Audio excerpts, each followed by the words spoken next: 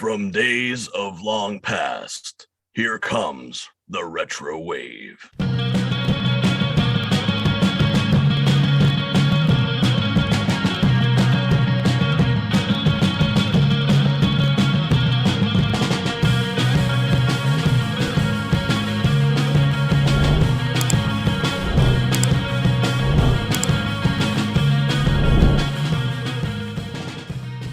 Welcome back to the Retro Wave. I am your host, El Tiburon, back at it again. And this month, we're talking about our favorite childhood toys. And I say we because I got a couple of special guests from the Double Axe Handle Smash podcast. I got Johnny O and Metal Ed. What's going on, guys? You talk. Not much. How you doing, everybody? We're so used to doing things at the same time. We went to go. That was awesome. That's how in sync you guys are. We are. We're not NSYNC fans. Don't get that wrong. Hey, wait a minute. You mean you're not an NSYNC fan? That is correct. You can listen to them all you want. I'm more of a Backstreet Boys guy. No, actually, I don't listen to you. Actually, well, from the era we're going to be talking about, you got to talk about New Kids on the Block or Color Me Bad. Right. Hey, was Color Me Bad the ooh, I want to sex you up. Yep, that's them. Well, yeah, so why don't you guys tell them what the Double Axe Handle Smash podcast is all about? All right. Well, we're huge wrestling fans. We actually had a little wrestling training, and we never made it, obviously. But we always wanted to interview our favorite wrestlers, from when we're younger. So our era was the 80s and 90s, and we're still watching wrestling now, but well, you are anyway. Yeah, well, I am. Yeah, it helps if you have cable. Or if you put out a quality product, but we're not going to go there. Hey, I hear you. I hear you on both of them. So I basically I knew Metal Ed. I know he has extraordinary talent with the tech stuff, and he has been my friend for a while, and we just haven't really connected all the time. So I asked him if he wanted to do a podcast, and somehow I had really good luck on getting Sam Houston, who was our first guest, and then things kind of snowballed from there. We started giving each other ideas. I would say, hey, did you contact so-and-so or so-and-so? And, for a while it was no dice, but slowly but surely people started rolling in. And it just, we haven't taken off or anything, but we're starting to get there, Yeah. We're having luck with guests. We most recently interviewed Das Fundiken, Alex Wright. Hey, give us a little German. Give us a little bit of that German, Metal Ed. Achtung, hier ist Metal Ed und wie immer Johnny O und wir sind Double Axe Handle Smash Podcast. Yeah. What did you just say, though? I said, attention. Here's Metal Ed. I'm here with Johnny O, and we are the Double Axe Handle Smash Podcast. I listened to that episode recently, and I wasn't sure if I pushed the German audio button. I was like, what the hell are they saying? And I was like, oh, okay, he's just speaking in German, but it's in English the rest of the episode. The whole thing's in English. Alex Wright tried to trip me up by asking if we could do the interview in German, and of course I said my German's not that good. So we did. He said, "Oh, we're going to do it in English." Yeah, he's a good guy. It was fun. I honestly didn't know what to expect with Alex. I thought he was going to be.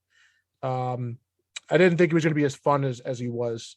Yeah, because of how serious he portrayed himself in the ring. But he's actually, especially at the end when I say "Wie ist mein Deutsch," which I didn't actually translate in the episode. I said, "How is my German?" And he goes, "Pardon me."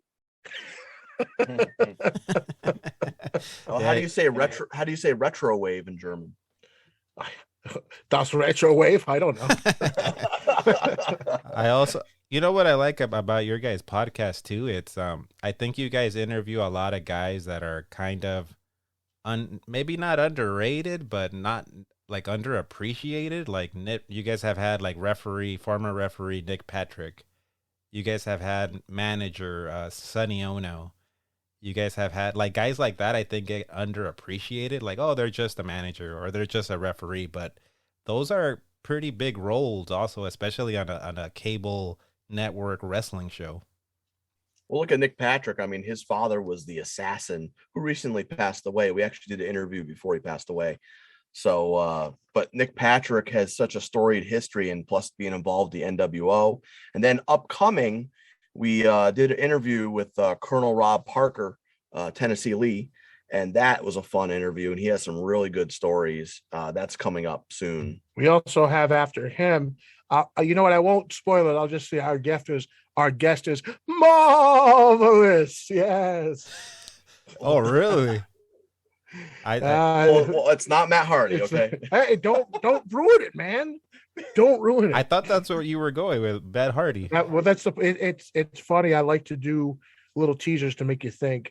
Our guest is marvelous, but I said it that way to entice people. Marvelous, yes, delightful. He was a delightful. I know someone with that nickname, Marvelous, back in the day. I think I have an idea of who you're talking about. In the late 90s. But you better watch out because he's a bad man. He sure is. Sure is. Wearing mascara was cool because of him. Hey, so just a quick question. So where can the people find your podcast? What apps are you guys on? All right, so I'll do it in English this time because we did it last time in German and I don't think people understood. We're on Spotify. We're on Apple Podcasts, Google Podcast. We are on Deezer if you're listening abroad. Amazon Music. We're on Amazon, iHeartRadio, all the major players, mostly. I'm sure there are some we forgot, but and you can look at our Facebook page, Double Axe Handle Smash. Twitter, we are a DAH_Smash, and we would love for people to start following us on Twitter. And we need those downloads. So if we download the episode, a lot of people don't seem to like download stuff because they think it's going to take up too much space. But if they download it and then listen to it, and they can undownload it and it still counts. I believe you mean delete. Yeah. Delete. Yeah. We also have one of those, what are they called? Websites. That's the word. Double Axe or DAHsmash.com. I don't even use the website anymore. I think let's not go for the website. Oh man, probably delete that out. Yeah, we'll probably have to remove that because nobody uses that thing anymore. Nobody uses websites. What are those? You just Google everything. And you guys drop episodes how many times a month? Every 2 weeks on Tuesdays. Every 2 weeks. Nice. That's right. The only day of the week that doesn't have wrestling on. we put out our podcast every other Tuesday. Actually, NXT 2.0 is on Tuesdays. Oh gosh, that's right. But I don't watch it because it's horrible. Seriously, maybe that'll be a topic for another episode. Like, there's too much wrestling now. The only two guys on that show that I really like watching are Rick Steiner's son, which they call Braun Breaker, which is ridiculous. With 2 Ks. Yeah. Should have just put 3 and got it over with. And Tommaso Ciampa, the only highlights to the whole show. Right. And they made the logo look like a damn bowl of Fruity Pebbles. It must be like paying homage to John Cena. Speaking of Fruity Pebbles, to transition, Fruity Pebbles, childhood cereal, when we were playing with some of these toys that we're about to talk about. So this month we're talking about our favorite childhood toys. Hey, remember the Fruity Pebble ad from the Christmas time? It was like, Yabba dabba fruit, delicious stew, ho, ho, ho, ho, hungry. Vaguely. Santa, my pebbles. Sorry, Fred. Or I don't know what he said, but he was like, sorry, Fred. Happy holidays, pal. Oh, Fred. Or something. I forgot what it was. But you know who you sound like when you do Barney? You sound like Dave Coulier. Dave Coulier might have done the voice. He did a lot of those voices back then, right? I can. Then Barney is close to, hey, SpongeBob, it's me, Patrick. How you doing? I don't know where I am right now. Are we doing toys or impersonations? I'm sorry. My bad. I love them though. So since we're doing impersonations, I'll do it like this. Are we doing toys? Or are we doing impersonations? Yeah. Who's that? I don't know, the Slim Jim guy, yeah. The Macho Man Randy Savage, dig it? Yeah, and then on your podcast, I listened to the one with Duke the Dumpster. He was impressed by your Macho Man. That's probably the best Macho Man I've ever heard. Yeah, I was impressed with my Macho Man too. Don't ask me to do it twice though. I was just having a good day. And Macho Man's one of those guys that like everybody does, but not everybody does it correctly, right? Yeah, yeah. You gotta dig down deep for that. You gotta want it. As my You gotta want more than just a cup of coffee. Yeah, like the cream rises to the top. Yeah. Yeah, the extent of my impersonation is just going, uh-huh. Oh yeah. That's all I do. I can do. Yeah. Step into a Slim Jim. Ooh, yeah, dig it. We're gonna have to get sponsorship for hearing aids after that. Yeah, Oh, my right. goodness. Yeah, sorry to the That was my listeners. impersonation. Sorry to Yeah, the well, listeners it's out ear there. piercing. But So yeah. toys. So toys, and the reason I wanted to talk about it this month, Christmas is around the corner, and Ho ho ho. and when I think about Christmas and being a kid, I think about opening presents and getting your favorite turtle or getting your favorite He-Man, getting your favorite My Little Pony if you're into that type of thing. If you're a brony, right? Or if you're like me, never getting your talking Pee-wee doll. I got that one. Of course you did. I have one in the garage, for a couple $100 Is it- bucks. It can be I'm yours. Pee Wee Herman. Well, I don't want it anymore. I wanted it when I was 5. Oh, I wanted it forever because I love Pee Wee Herman. But let me ask you guys this first. I'll start with you, Metalhead. Were you more of a toy kid or a video game kid? Oh, I was an amalgamation of both. Okay, so like 50-50 That down was the a middle. fitty. Yeah, I love the toys. Don't get me wrong, I love toys, but man, I mean, showing my age here, but I used to play that ColecoVision and that Atari 2600 like a pro. I would wake up. This is the only time I used to get up early, like 5 o'clock in the morning early, was when I was a kid to sneak and play my video games before school. And what about So- you, Johnny O? Were you more of a toy kid or a video game kid? I was more of a toy kid until, let's see, I never had a Nintendo or a gaming system until I was about 8 or 9 when I got the Atari for Christmas, but I didn't even hardly play that. I was still a toy person. Probably played with action figures up until I was probably 13, 14, because I didn't have many friends and everything, and I was bullied. So I ended up, making my own. I had a big imagination, and there was a lot of toys that I didn't have or didn't have the money for, or my parents didn't have the money for. So I would say with my Legos or something, I would make up, hey, I would have all my Ninja Turtles with my Lego guys, and I would make a whole my own little Lego Ninja Turtle set, even though they didn't have one then. So I get pretty upset now, looking at oh, they got Mario Legos and Zelda Legos and all these other things now. And I'm like, oh man, I wish I could play with those now. And at 41 years old, You can. Nobody says you can't. Well, Remember, we're not supposed to grow up. We're Toys R Us kids. yeah, that's that's a good point. Exactly. But I think I got the Atari, and then for one Christmas present, I ended up getting a Game Boy, but I never had an NES. My first bigger system was the SNES, and I didn't get that until 94. I was 14. So after that, man, I was off and running for video games, but still played with toys until, like I said, 14. Yeah, I was more of a toy kid. I think now the amount of video games I play now is more than I ever even played as a kid. I was always into toys growing up, like the He-Man, Turtles, whatever. Even if it was like a bootleg Ninja my mom bought me from the swap meet, from the flea market, I would play it till I wore the legs came off. I had a Nintendo, but I don't know. I was just more into toys. There's something different about toys because like you said, Johnny O, you have to use your imagination and you create your own little scenarios in your head, storylines. I don't know about you both, but I had my fig fed, my wrestling figure fed with my ring, and I had storylines and all that. Did you guys? I had a little brother for my wrestling buddy. So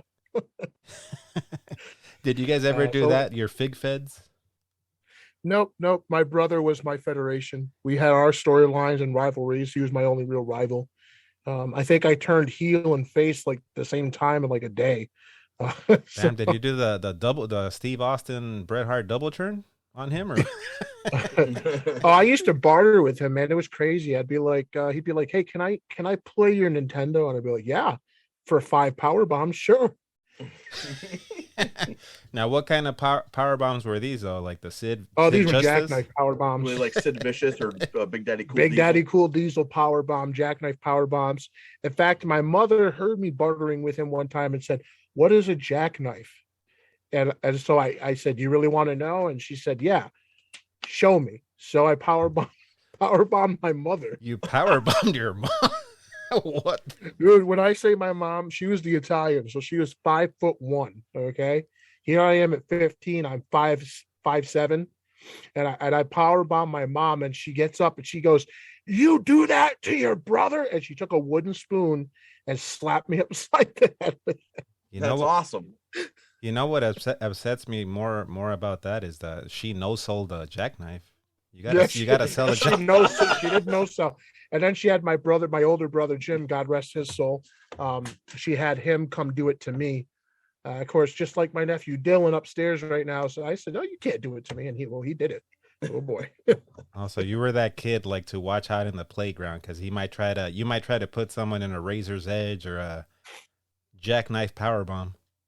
I remember when I was younger, we used to go to this neighbor's house, me and my friend Jesse, and we went over there and they had kids that were, wow, we were probably like 12, 13, and the kid next door, a couple houses down, was probably like 6, 7, maybe 7, and we went over there and we would just practice wrestling moves and stuff like that and double team wrestling moves on this poor kid. And we did remember when the Quebecers, Jacques and Pierre, that one would put the other one in the Boston Crab and the other one would come off the top with a leg drop. Yeah, I remember that. I thought you were going to go for their finish. I thought you were going to say you did that finishing move they did.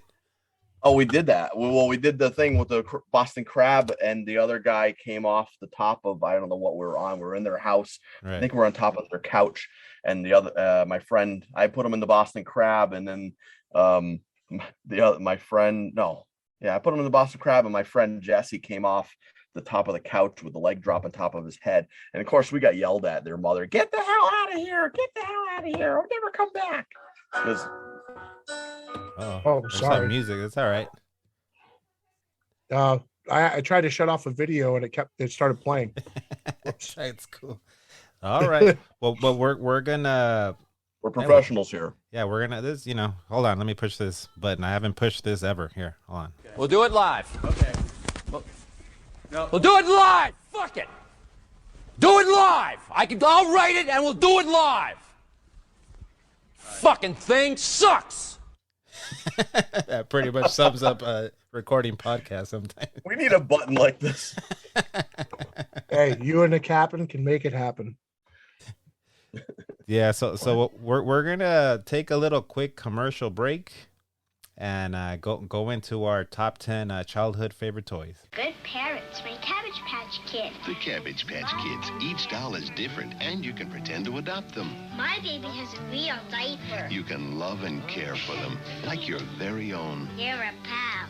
You're the only one. I love you. They're each one of a kind. They're Cabbage Patch Kids. You can give them all your love. Cabbage Patch Kids are each sold separately. Each doll comes with a pretend birth certificate and adoption papers from Coleco. Now, I'm guessing neither one of us had a Cabbage Patch Kid, but did you all have a sister that had a Cabbage Patch Kid? I certainly did.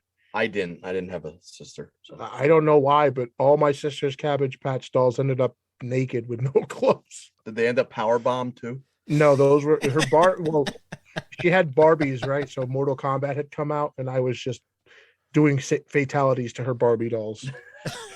So they were like headless. Some were headless, I'm guessing. Yeah, they were headless. All I right. used to have a My Buddy doll, and that was what I used to practice all my wrestling holds on. That one's more like, yeah, a little bit bigger, a little bit easier to do some wrestling Yeah. moves on that one. Oh yeah. Yeah. So what we're gonna do here is I asked you both to give me your top 5 childhood toys. Problem was we're about the same age. I think I'm 39. I don't know if you guys are still in your late 30s or 40s. I'm 41 and he's 40. Yeah, so 39, 40, 41. We're in ascending order. Yeah, so pretty much a lot of the figures overlapped. So I decided we're not gonna do top 5 each. Instead, I made a list of 10, and the ones that are on the 1 through 3 spot those are the ones that got like picked by all of us. So I just did an amalgamation of our lists, and I did top 10. So we're gonna start with number 10. I'm gonna play a little commercial because I do have a question about this one.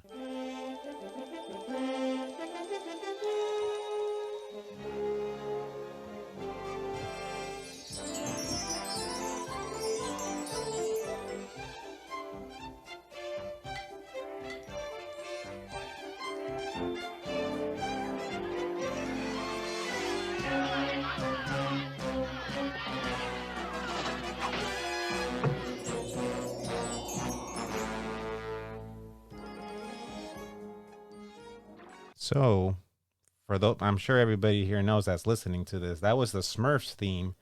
But my question is, this was a Metal Ed pick, and when I think of Metal Ed, I don't associate it with the Smurfs. So, Metal Ed, tell us what. Okay, so remember how I told you I was a 50-50 game and toy kid? Right. Well, this was that 50-50. So on the ColecoVision, and you're going to hear some rattling because I'm going to go grab it. Okay. Maybe I'm not going to go grab it. You're gonna hear some thunder and lightning over here when he walks. There we go. Or earthquake. So there was a ColecoVision game that I have still called Smurf Rescuing Gargamel's Castle. And so that's what made me a fan of the Smurfs. And I watched the show, I played the game. And one day I was in a small thrift shop, and this person had like 100 little Smurf figurines all lined up in a row. There's like 10 of them, 20 of them lined up in a row, and then in a basket. And my first instinct was to just grab them. My mom says those need to be paid for. And the guy said, well, how many does he have? She said he has like 10 of them. He goes, I'll tell you what, I'll let you have all 10 of them for $1. And so those were the first toys that I actually remember getting, not for Christmas, was those Smurf figures. And I held on to them for a very long time until they were just white plastic. White rubber. There was no blue left on them at all. I look at the game here and it says 1982 ColecoVision, and I was wondering, how was that game? Was it little lines or something for the Smurfs? Like, if you go onto my page, Darth Rivera Gaming on Facebook, you'll see probably back about 6 or 7 months ago, I played the game on a live stream to show people what the game was about. It's very simplistic. It's kind of fun still for me. It's a nostalgia thing, obviously, because it's not like some super duper game. No games back then were. But that is what happened with Smurfs. Smurfs was a video game / toy thing, and then it just my appreciation for the Smurfs has always been because of this one ColecoVision game. Wow. I like the Smurfs too. I watched that as a kid, and I didn't know it was like what I was watching was in syndication, and they were not new episodes. But then on Saturday mornings they had new episodes, and I didn't know that until I got a little bit older. But I used to like Gargamel. Like I was almost like the Roadrunner and Coyote. I always wanted the Coyote to sometimes get Roadrunner. I wanted Gargamel to get Smurfs sometimes because I don't know. I felt bad for him. Like, ravage the land and never before, total destruction from mountain to shore. And I just loved his voice. I'm always into the voice of these characters too, because I do voiceovers. So I try to imitate these. That was a horrible Gargamel, but it was pretty bad. I always feel bad though for Smurfette. She's the epitome of sexual harassment. Imagine how many Smurfs had that. The only girl in the neighborhood. Yeah. Only one until Sasset came out, but she was like a child, so not even gonna touch that one. And I feel like Yeah, what? I missed out on the Smurfs. I never got into them. And when you brought up the figures, Ed, you're talking about the little 1-inch rubber figures. Yep, those are the ones. Yeah, some of those go for money now. Some of Yeah, I those know. little- I always say to my boss, I work at a retro video game store, and I always say to my boss, if I could go back in a time machine, I would tell myself to hold on to freaking everything, packages, boxes, everything, because the more you have, the more money is worth. Right. So let me ask you both. I'll start with you, Ed. What do you think of the movies, the modern Smurfs movies? They were good. A nice modern twist. I like that there was subtle comedy, like calling him Garbage Smell rather than Gargamel. They cast a good Gargamel, I thought. My nephew wanted to see that, and I was like, okay, trying to be all cool, but I definitely wanted to see the movie. Gargamel was played by the guy that does the Hank Azaria, right? The guy that does the voices for a lot of the Simpsons characters. Was that him? I'm pretty sure, yeah. What about you, Johnny? Oh, you a fan of the modern movies? I never seen the modern movies actually. I'm a little bit deprived sometimes. All right. On certain movies and stuff. I just never got to see it. When I was younger, my dad would make fun of me for watching Disney movies and cartoons. When I got older, 15 through until my dad passed away in 2011. But I would watch a cartoon or something like that, and I could never watch any Disney movies. He would just make fun of me. So I just, in a way, kind of thought my, manhood was in jeopardy if I watched these things. So as I got older and, have a wife and everything like that, I've been catching up on a lot of stuff. So yeah, that's something that you bring up that triggers something in me. Like, we had I know Ed had a sister, I had a sister, and she had like Barbies and stuff. And sometimes I would incorporate them in like the angles or the whatever I was playing with my toys. Mm-hmm. But I could see, like, if my dad would have seen me, he probably would have been like, "Why the hell are you playing with Barbies?" It's like, It's funny you say that because my aunt she would see me playing with my sister and her dolls, and she would just go, "Ay, qué lindo." What's that? It's like saying, "Oh, how cute." Oh. Hey, I thought you didn't speak any Spanish, Metalhead. I didn't say I didn't speak any. I said I spoke less than German. Oh, I said he doesn't speak any. I'm yeah, sorry. he decided to speak for me. My bad. All right, well that was the Metalhead's pick, so that was a number 10 pick. Let's go to our next one. Invasion of the muscle things. They've come to drive America nuts. They're ugly, they're weird, they're tiny, they're terrible. And they're pink. There are hundreds of them. It's an epidemic. That's going crazy. Catch them. Muscle things. Hundreds of different, I don't know what. They run in packs of 4, 10, or 28. Sold separately, new from Mattel. How many can you capture? Man, I looked for a clip. I could not find a good quality one, but if for the listeners out there, that was Muscleman at number 9, and this was Johnny O's pick. So I'll let you talk about Muscleman. My neighbor, Jerry, had all the Muscle Men, and I'd go to his house, and we could never, unfortunately, find a lot of these guys. So when we went to the store, my mom or whoever took me or whatever, we were always on the hunt for these things because they would come, 5, 10 in a package, sometimes like a 3-pack or whatever. Maybe I'm wrong about how many came in each package, but He just said it 4, 8, 20, something like that. I don't. oh, you yeah. heard? You could hear that? I couldn't understand anything the commercial was saying. He did say it. I just whatever. Before I had wrestling toys, these were my wrestling toys. I would sit there and have matches with them. I didn't have a ring or anything, but I would make up my own little ring. I don't even remember what I made it out of, but it was they had all these different colors too. They came out with the different colors, and I just didn't like the different color stuff. I didn't think that was right or cool, whatever. I actually liked just the original. What's that? Peach like color, like a beige peach. Yeah. Yeah, that was my bag right there. I liked those. They had come in all different shapes. Some of them had like hammers or weapons, or they would be the form of hammers or weapons, or all different things. I mean, they were so small too. They were what, a little less than 2 inches tall. Right. But yeah, I had a whole bunch of them, but I never ended up getting all of them. And even now, I would love to get a whole collection of them. And you know what? I'd probably pull them out, and start playing with them too, by myself, but it locked in a room. I'd make sure my wife wasn't going to come in. This is a judgment-free zone, Johnny O. Don't worry. Yeah, if you want to play with muscles all by yourself, you're more than welcome. If you want to play with muscle men alone in your room, that's fine. I play with another muscle man. A friend of mine, the guy that, like I said, Jerry, he ended up getting all the cool toys before everybody else. I think his parents had really good jobs, and but he would always get something before everybody. He was the cool kid in the neighborhood. Everyone wanted what Jerry had and everything.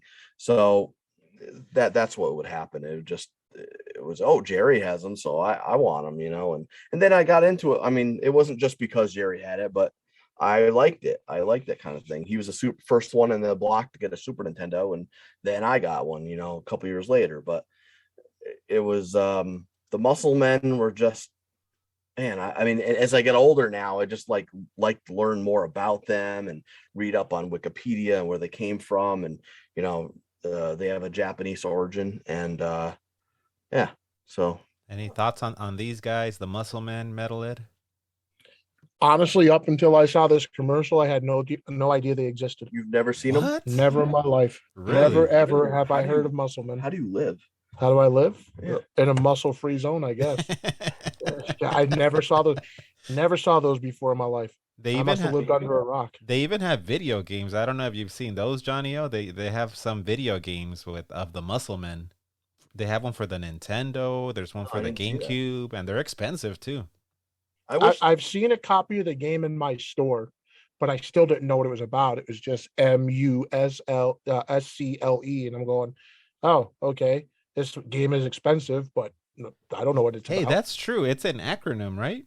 What does muscle stand for? Like, what is the acronym? Well, I don't know, but I know back in the 80s, a lot of times people would put periods between words to make them seem like an acronym, but they weren't. Like, there's a band I listen to called Wasp, WASP, with periods in between, and their name is Wasp. There's no acronym involved. They just kind of. Oh, I found the acronym though. It actually does. So this is the acronym for muscle. Millions of unusual small creatures lurking everywhere. That's all right. I just looked. I tried to look as well on my Google machine, and what happened was it ended up coming up with like muscle, like the real muscle in your body. Because you didn't type the periods in, bro. I thought you were gonna say you found something else, like. No. I thought, in a way, I was kind of worried that I was gonna find something else. Yeah, so that's a cool pick. I remember these as a kid too. Then they came in the little pack, but I don't remember ever using them to wrestle, like because they were just so tiny. You could only play with Muscle Men. You couldn't like have them wrestle your Hasbro WWF figures or anything. Right. No, I didn't do that. I just wrestled each other and everything like that. And I would make up names, and that's where I think my creative prowess came into my imagination, because I would make up names for each one because I didn't know their names, when they were. Do you think maybe they would have had a chance against my Smurfs? Yes, they would have beat the crap out of the Smurfs. I don't know about that. The Smurfs can multiply really quick. Mm-hmm. Yeah, well, I didn't have all the Muscle Men, so yeah, maybe that's true. Yeah, but cool pick. I like that pick. I think that they're still even making them, but now they use like different licenses. Like they have a WWE Muscleman figures where it has like Mean Gene and I don't know, some old school guys. I don't know if you've seen those. I have seen them, but I went by them and I'm like, ugh. I was like kind of in a way disgruntled about it, because I don't know. I mean, I like wrestling, I like the muscle figures, but I just don't think they should have WWE muscle figures. I mean, it's not a good WWE, get your own damn figures. Pretty sure they do. Yeah. All right. Well, that was the number 9 pick. This next one is my pick. It's Mario! Look, Ronald, Mario's mystery block makes him big. And my magic box makes us lunch. What's in McDonald's Happy Meal? One of 4 Nintendo Super Mario Brothers 3 toys.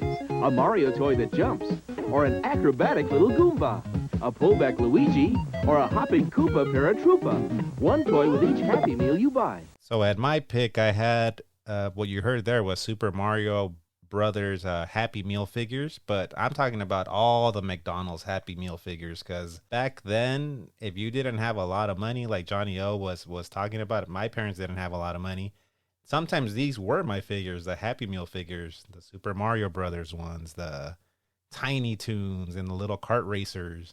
Fraggle Rock. I don't know if y'all remember Fraggle Rock figures. I love Fraggle Down Rock. at Fraggle Rock. Yeah, so you know, and it was, you were like hyped as a kid when your parents were like, "We're gonna go to McDonald's." You're like, "All right," because you knew you were gonna get the Happy Meal, and you knew you might get like a figure too. Do you remember when they would give out those the McBoo and the Mc whatever? They were pails that you could go trick or treating with. Yeah. Speaking of money, those fetch money too. Like the vintage ones, the vintage pails you can go trick or treating with. Yeah, yeah. In those Super Mario Happy Meals, I actually had the Goomba and I had the Paratrooper. Those were great collectibles. Remember when, I don't know if you remember, but like the movie Fievel Goes West, American Tail, Yeah, Fievel Goes West, the little mouse. Yeah, they had these little mice, and there was like during Christmas time or whatever, they had those out for the Happy Meal. And my aunt, who worked at McDonald's, she was like this big, I don't know, big wig up there in Canada, McDonald's, and I think she like was like a area manager, but she ended up bringing us all these McDonald's toys. So we had the whole collection of the Fievel Goes West Christmas mice or whatever they are. They're little stuffed animals, like little miniatures. Oh, was that from Fievel? I thought that was from like Cinderella. Wasn't the Cinderella one? Oh, Cinderella I mice? thought it was Fievel. I think they did one for Fievel, and I think they did some for Cinderella as well. But because I remember having Fievel. I remember actually having. So it might be two different things we're thinking of. Yeah, I remember. You know, if you couldn't afford the Transformers, you can have a Transformer from McDonald's Happy Meal that turns the hotcakes into a Transformer into a robot. I don't know if y'all remember those. No, I don't remember that, but I do remember the first McDonald's toys I remember getting were Muppet Babies. Oh, I remember those. Yeah. Yeah. So all right, Howie Mandel, calm down. Yeah, I remember there was a point where you got Muppet Baby figures, and then they were doing these Muppet Baby plushies. Yeah, and I remember getting Fozzie Bear. Oh, that's right. And being super stoked having Fozzie Bear and losing Fozzie Bear. I lost a lot. I have ADHD, so I put something down and I forget where it is, and then I lose it. When they did the That's why I plushies, don't let them borrow anything. yeah. When they did the plushies, it felt like you were getting like a higher end item. You weren't getting the little figure. You were getting like a little plush toy instead. And plus, back then when they made McDonald's toys, even by that time standards, they were still decently made. McDonald's toys now are pieces of trash. They are so bad. Little flimsy pieces of plastic that break. Hollow. Yeah, very hollow. There's not much to that. It's so bad. Yeah, my wife I feel bad for today's My kids. wife just got a Pooh Bear the other day. She bought a Happy Meal, and it did feel like just flimsy. You're right about that. The quality has really been gone downhill. Yeah, those Muppet Babies. I remember those. Those were also, they had a big thing with like putting them in carts, because I think the Muppet Babies, like I think Miss Piggy came with like a little tricycle. I remember those. Yeah. Yeah, they all came in like their own. I think Kermit was like on a skateboard, I think. You know what I also remember was the Batman 2 McDonald's toys. I don't know if you remember those. Yep. And there was like controversy with those toys. What was the controversy? McDonald's wasn't happy that the movie was so like dark and gritty. They thought it was like a kid-friendly movie, and if you all remember Batman Returns, it was not very kid-friendly. It was pretty it wasn't. dark. And it was also the return of Pee Wee Herman's acting for a small portion. Oh, that's he right. played Oswald Cobblepot's father. That's right right. after his controversy in the movie theater. What controversy are we talking about? Oh, when he got caught in an adult movie theater. Something just popped up. Yeah, I always wondered if when he did that, if he went. How do you think they caught him? That's a live recording of what happened in that theater. What you just heard. Well, as the joke goes, the two most famous people that got shot in the head at the movie theater, Abraham Lincoln and the guy sitting in front of Pee Wee Herman.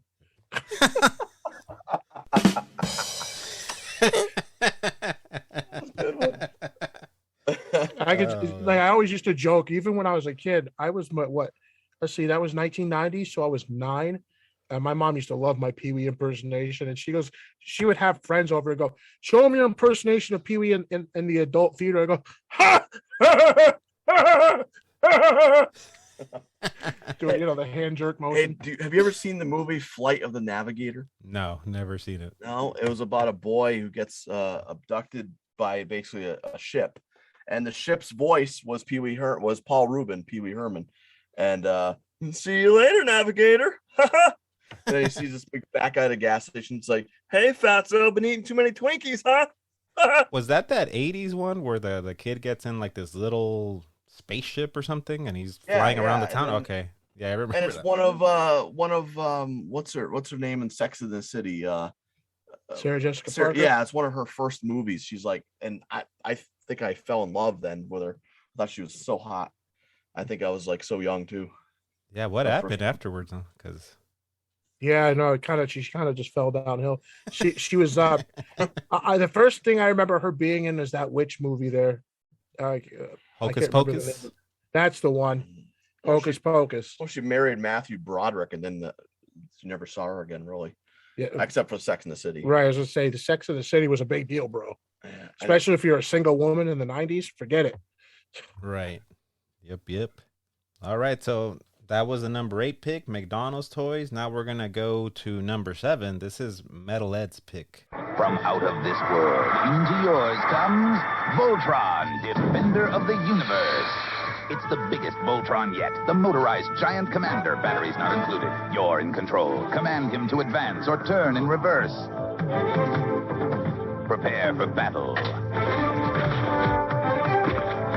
Move him out, defeat the enemy, and make the universe and your backyard safe again. The motorized Voltron Giant Commander, new from LJN. So you specifically said Voltron cast iron. So are those the heavier iron ones? So yeah, back in the day, you had your choice of the shit Voltron, as I called it, which was this flimsy plastic with stickers that would fall off, or you had this it was made of cast iron. They kind of, turned, like they were single lions that you could fold and they would become Voltron. And that thing was painted. It was heavy. Actually, what ended up happening is my brother Jimmy had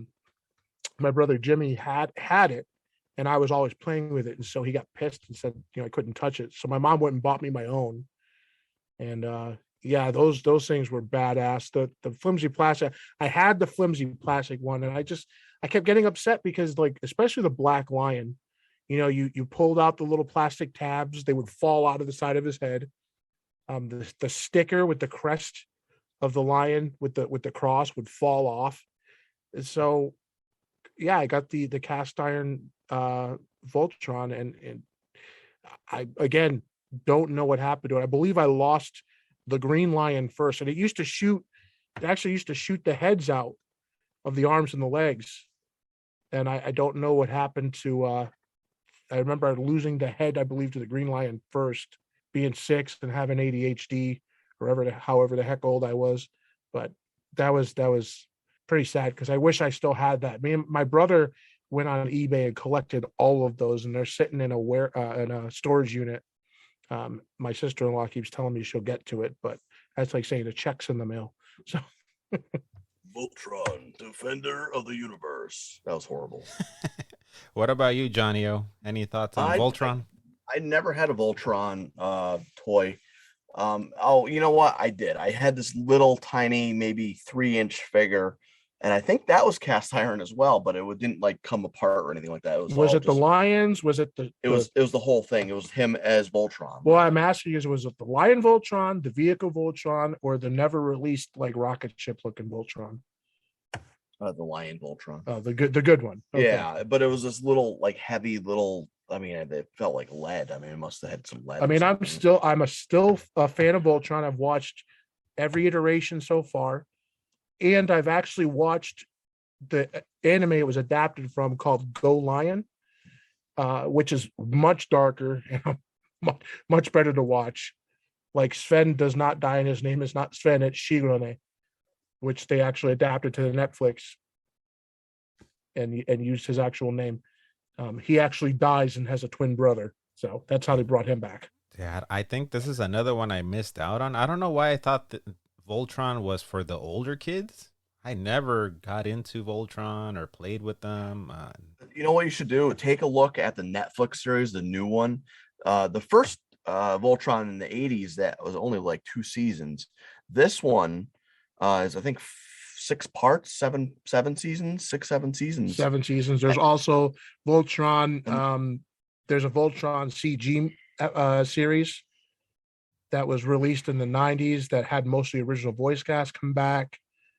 I'm trying to remember the name of it. It was like Legendary Defender. No, that's the Netflix one. I have to look it up, and I don't have my phone. But it was a CGI that lasted, I think, 1.5 seasons before it was canceled. But if you look at this one now on Netflix, it's actually more adult oriented than like you wouldn't think it's kiddie. You'd watch it and you're like, oh, this is pretty good. Well, that's what I'm saying is the anime it was adapted from was not a kid-friendly anime. They made it kid-friendly by splicing 2 different animes together. I believe it was Duragar and Go Lion were kind of spliced together for the intro, and then Go Lion was the main, Voltron, but they changed a lot of the dialogue and removed any reference to killing, death, blood, and violence. Oh, okay. I'm having a Christmas memory right now. I think I might have gotten a Voltron. It might have been a Transformers, but I think it was a Voltron because he had like kind of like horns. Right? He had kind of like the robot had like horns, but I remember these 2 yellow horns. Yeah, I remember getting that when I was like 5, and I remember one of the horns broke off, and at that time we were living like in an 8-story apartment building. So the horn broke off. I had just taken it out of the package, so I'm like, oh, it's broken. So then I went to the window and I threw the robot out of the window because the horn broke off. Well, that's why you didn't have one. Yeah, and that's why I never got another Voltron. Well, it's probably the plastic one, so you probably did yourself a favor. It was going to break the rest of the way anyway. Right. If it was a cast iron, I might have killed somebody with it. Right? Yeah, I just remember by the people in my mom and the other adults like, no, as I was throwing it out of the window. And someone went and grabbed it, and I think it was demolished. So now I guess that, like you said, Johnny, that explains why I never got another Voltron. Yeah. All right, guys, let's go to the next pick.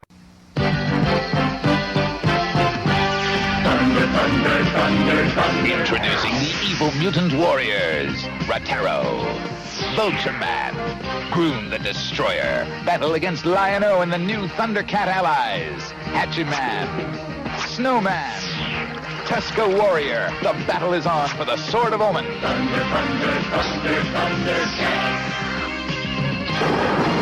Figures and vehicles each sold separately from LJN. So at the number 6 pick, we got Thundercats, and I believe Metal Ed also picked this one. Tell us about Thundercats, Metal Ed.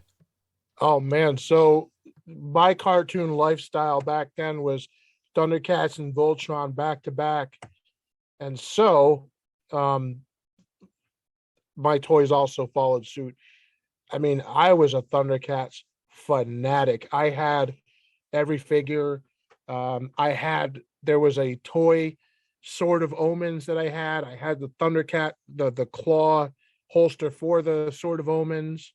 I used to scream Thundercats ho till my mom, would get sick of me saying it. And I remember running out of batteries for my Lion-O's eyes and begging my mom to get them. And she would just lose her shit because I wouldn't stop. I'd be like, Mom, his eyes aren't working. His eyes aren't working. Because that's how I used to light up. There would have to be a battery in there. I think it might have been a single AA. You took the back off and put the battery in.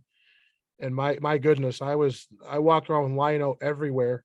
But I also had Chitara and I also had Tigra. I had Moomra.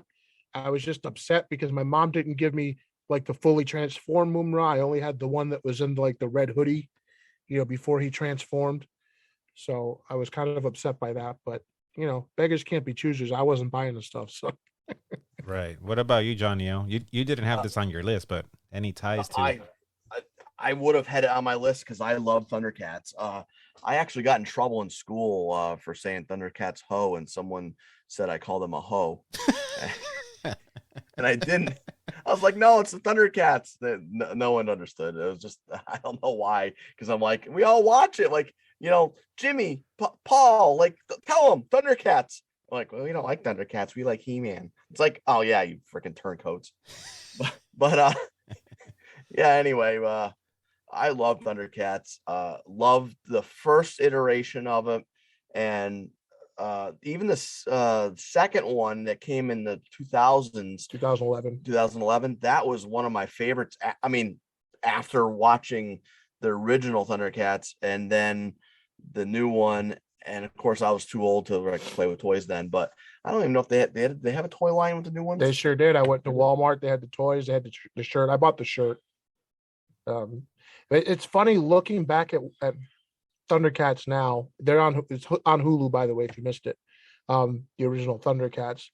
The way they do the voice acting. The new one's on too. The way they do the voice acting in the old one, it's like so bad. It's so bad. Here he comes, Lion-O. Should we attack? No. Calm down, Tigra.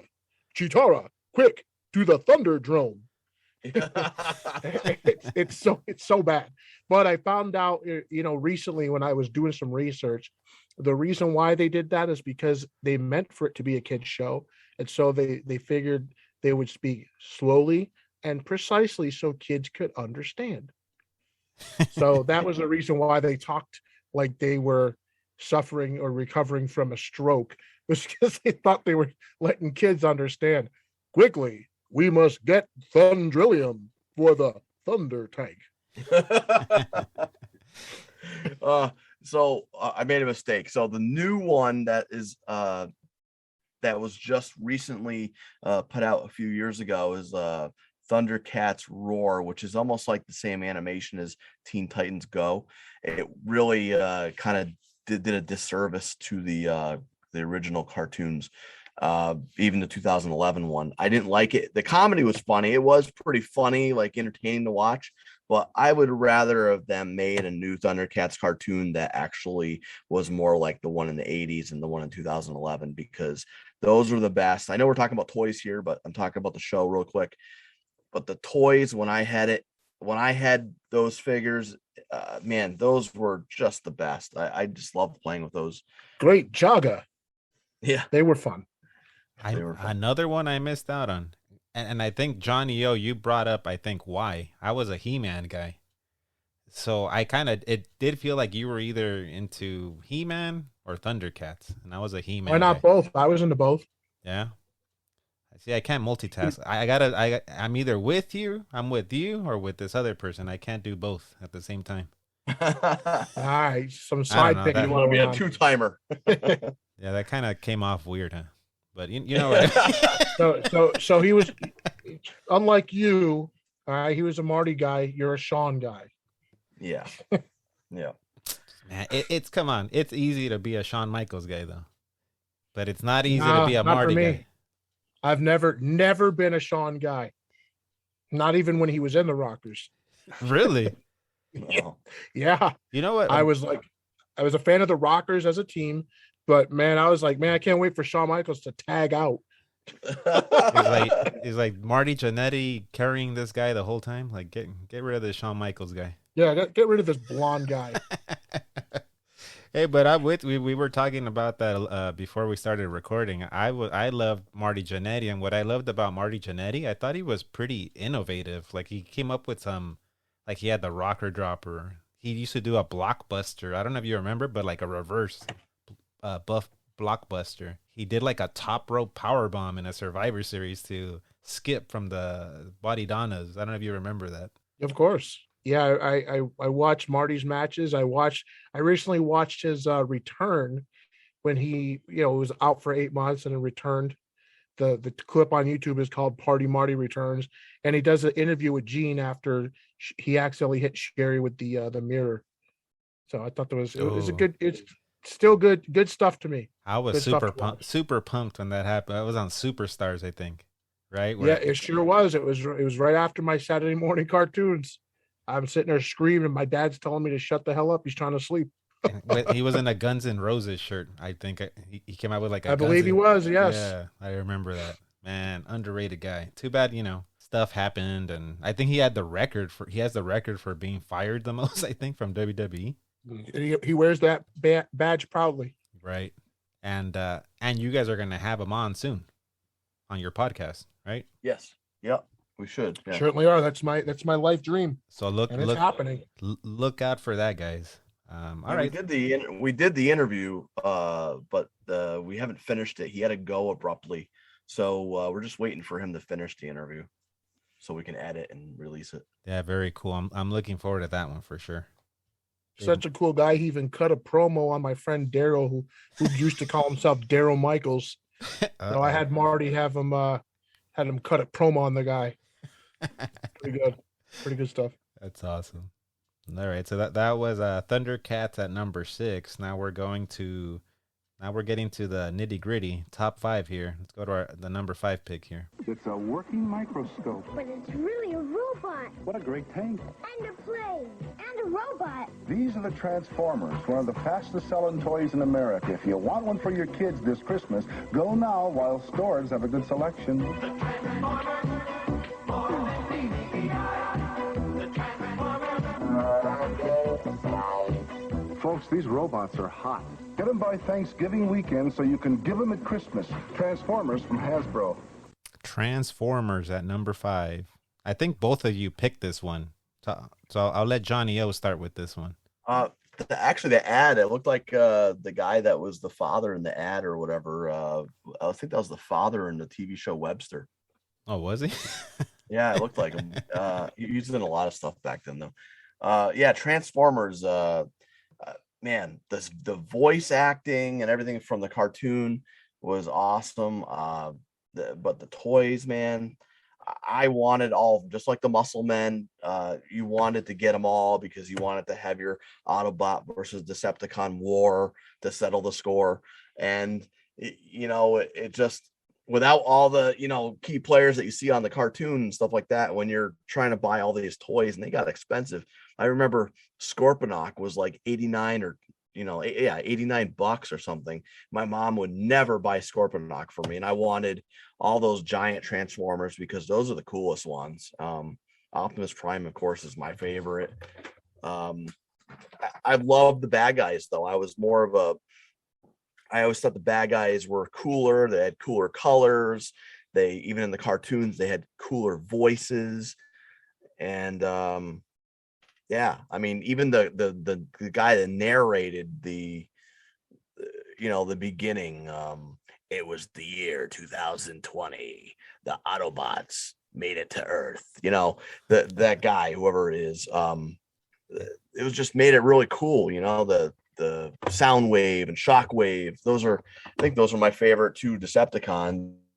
And then there was Devastator that was formed by the Destructicons. I'm seeing a trend here. You're into the bad guys. You brought up sympathizing with Gargamel, and you're a Decepticon guy. Yeah, Wile E. Coyote guy. And Peter Cullen, who did the voice for Optimus Prime. I think he did other things too, but he did He did the introduction to Voltron as well. He did the introduction. He played Koran. I'm sorry, they call him Koran in the original. What about you, Metal Ed? You picked this one too, I think. I did because very much like John, I was a Decepticon guy. I liked because they had a lot of jets. And for some reason back then, my older brother was into jets too, which I think played a lot to do with it. Starscream. So I can't remember if it was him or not, but one of the jets in the cartoon show went from being a Decepticon to an Autobot. Like he changed sides. So I always thought that was cool. But what got me really into Transformers, I was into them, but then one year my cousin Mario shares a name with you.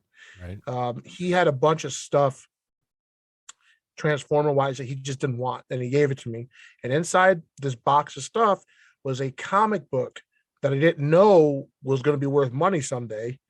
And it was the origin story for the Transformers, and it was much more graphic. It was done, I believe, by Marvel Comics, and it went all the way up into just before Optimus Prime got killed, which was a huge controversy. I don't know if you remember that. Yeah, I remember. I cried. I actually literally cried when they killed Optimus Prime. That was a trend back then. Hasbro killed off their main protagonist to introduce a new one. We'll talk about that again, I think, soon. But they killed off Optimus Prime to, sell a new toy line, and they started getting death threats. And Rodimus, the hot rod or whatever. Yeah, and they started getting death threats and people calling them up furious. You made my kid cry. Kids were too depressed to go to school. It was bad. And then to creep us all out, even worse, is they brought Optimus Prime back, but first they showed just his head on the TV, and then like kind of putting wires together so he could talk. That was creepy. Wow. Yeah, it sort of had like a zombie Optimus Prime. Yeah, they were trying to build him a new body. That's crazy. And yeah, that they killed him off, but he's a robot. It's not like he's a... Well, they blew him up. Yeah, but as a Transformer, they had a life force in them. They were alive, in the show. They were alive. They're sentient beings, So let me ask you this. Let me start with Metal Ed. If you could only have Voltron or Transformers, which one do you pick? Voltron. You, Johnny O? Transformers. Cool. And me neither, because I didn't watch Transformers either. I'm starting to wonder if I even played with toys. I'm like the last. That's what I was wondering. I was like, I thought I was a toy guy. I didn't play with any of these toys. Yeah, but they were cool, and I know they, just like all the other figures we mentioned, they fetch a pretty penny nowadays if you have those vintage ones. Yeah, and what they did too is they started with Transformers, and they added the Dinobots. Then they added they just kept adding. They added Beast Wars. Which was like that was a spin-off?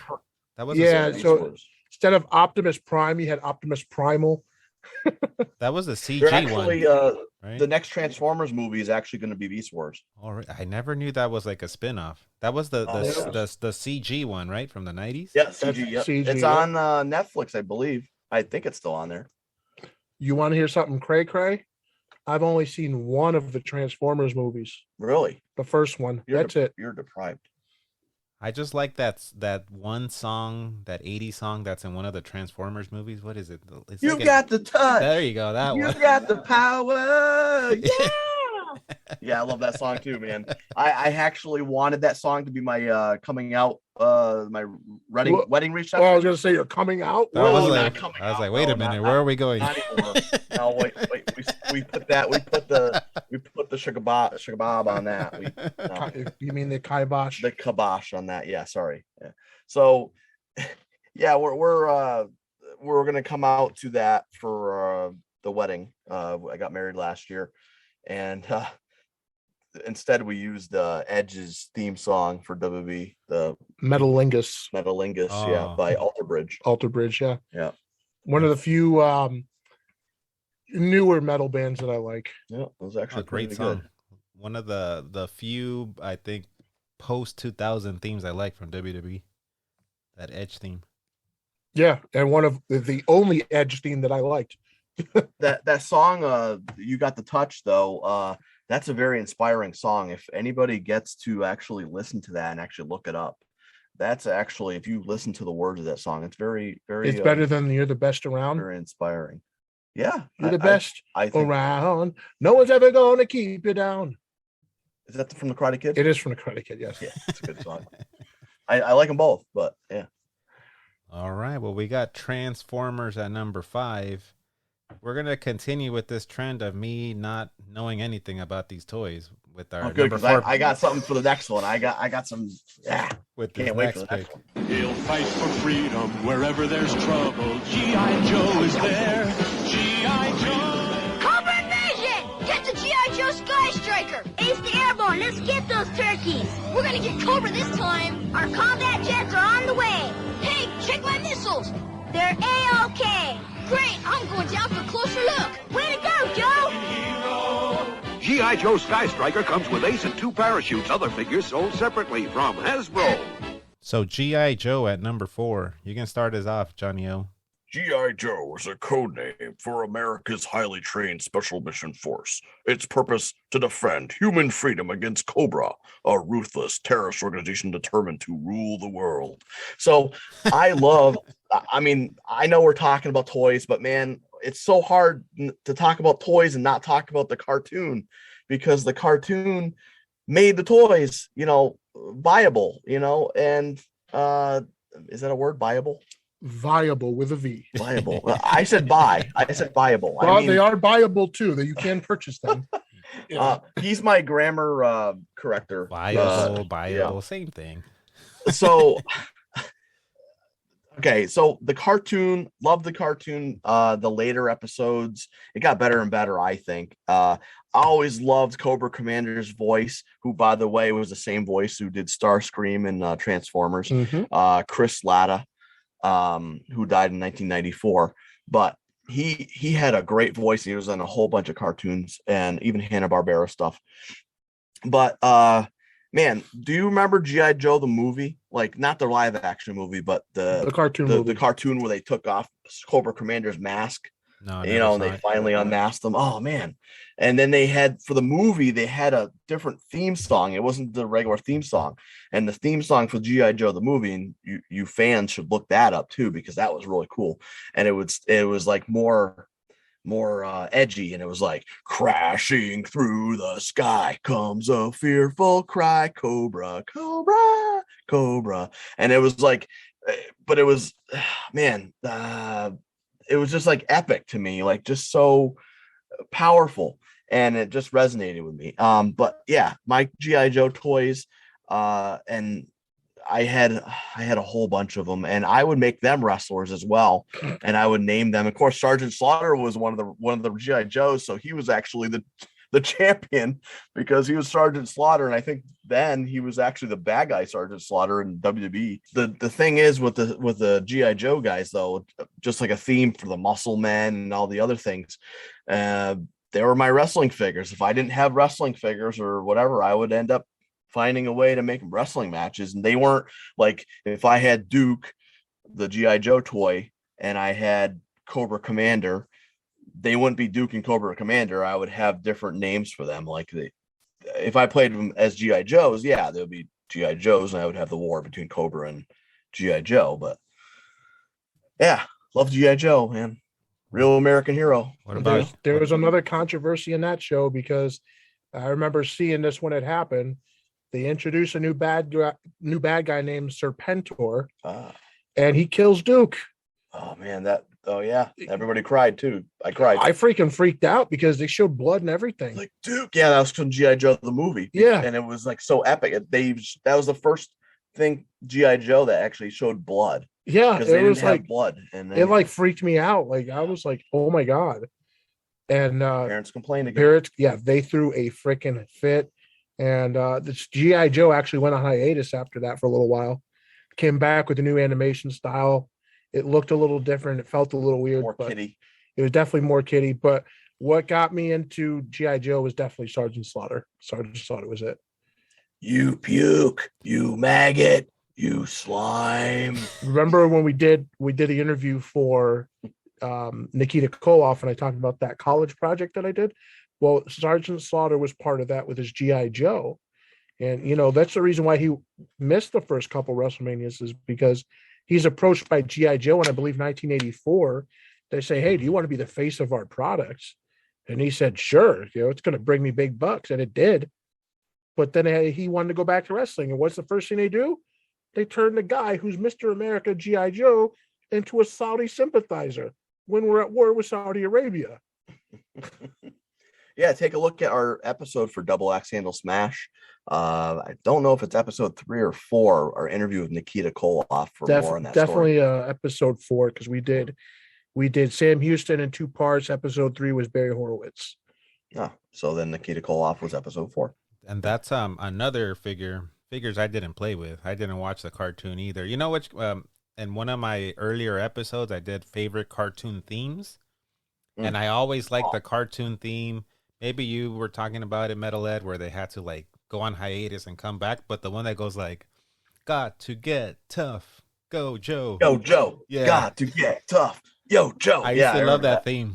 I never watched the cartoon, but I used to just listen to the theme and change the channel. I just wanted to hear it. That's enough for you. So the guy in the commercial, the character they show with the parachute. Mm-hmm. So I had that with the little plastic parachute, and I threw him up, and he would come floating down, and it was awesome. Well, yeah. So there was one time I threw him a little too hard, and he got stuck up in a tree, and I swear. So that was like 1993 when I did that. I remember it was like, because it was winter time. And when I was in my 20s, I was walking to work and I looked up because I was like, I wonder if that guy's still up there. And sure as hell, I look up and that character was still up in that tree. So, the plastic was actually pretty good if it didn't degrade over time. You must have really tangled his ass up with that parachute. Oh, it was up there. Yeah, because what happened, I threw him up and the wind took him and he was just stuck up there. And I'm afraid of heights, so I wasn't climbing up. And how many years was it when you actually looked? Well, let's see. It happened when I was maybe 11 or 12, and I was working at Stop and Shop here in Springfield when I was 20. So, 8 years, 9 years. Definitely early 2000s when I looked up in that tree and he was still there. That's crazy. It's funny how in G.I. Joe, everyone like in the cartoon, they have guns and stuff like that, but no one ever gets shot. They got that stormtrooper aim. That's why nobody ever gets hit with a shot. Right. Yeah. Yeah. The stormtrooper thing. Yeah. The same thing. I think they actually made a joke about that in, I know Robot Chicken had a Star Wars special. They made a joke about them never getting hit, but I think the Mandalorian, they made some kind of wisecrack about how the stormtrooper itself was talking. They were talking with each other and about how they never get hit or something like that, or I don't know, something like that. Yeah. Well, I also think that I lost my train of thought when you talked about the Mandalorian. Sorry. Excuse me, princess. Pardon me. Well, anyway, I'm sure it'll come back to me. Yeah, I just wanted to bring up, I think I did have a couple of G.I. Joes, and you know what I was jealous about? The articulation of the G.I. Joe figures. I always wanted the wrestling figures to have that articulation, because you could actually do suplexes and different stuff with the G.I. Joe. Oh, yeah. Well, their arms bent and the legs bent. But you know what? Actually, that brings up a point. So a friend, my neighbor, Jesse, used to take G.I. Joes apart. You take a screwdriver and take the back off and everything like that. And you can actually put somebody else's body or head or parts on another guy. So you can put Cobra Commander's face on Duke if you wanted to. And we used to do that all the time. So we used to mix, match, and make. I thought back then I used to think that, I'm breaking them, I'm ruining them. They're not going to be worth anything. And then, and I was never a kid that brought my toys outside or anything. The only toys outside I would have was my Tonka toys or something like that. Well, maybe we could talk about that later, but G.I. Joes, you can actually take them apart and actually switch their body parts to each other. So it was kind of cool. I didn't know that, because it seemed like they weren't held together by like a rubber band or something. Yeah, there's a rubber band inside where their waist is. There's like a rubber band. You just detach it from, there's a little clip in there. and then you just switch them. I mean, so if you didn't have, I don't know, Cobra Commander, your friend would have 2 Cobra Commanders, and he'd give you his parts. He wouldn't give you the whole thing, but he'd give you parts that he had of Cobra Commander, and then you can make your own Cobra Commander. You just have a different body or different arms or whatever. It's weird. Make your own customs. Yeah. Do you remember what you were going to talk about, Metalhead? Or is it long gone? You know what? It'll be one of those things where I'll be taking a shower later and I'll be like, oh, there it is. This is how my brain works sometimes. Thanks, Pee-wee. You're here in spirit. What's today's secret word? G.I. Joe. Cartoons. Right. All right. So that was a number 4 pick. Now I'm actually going to be able to talk about some of these toys going on. So let's go to the number 3 now.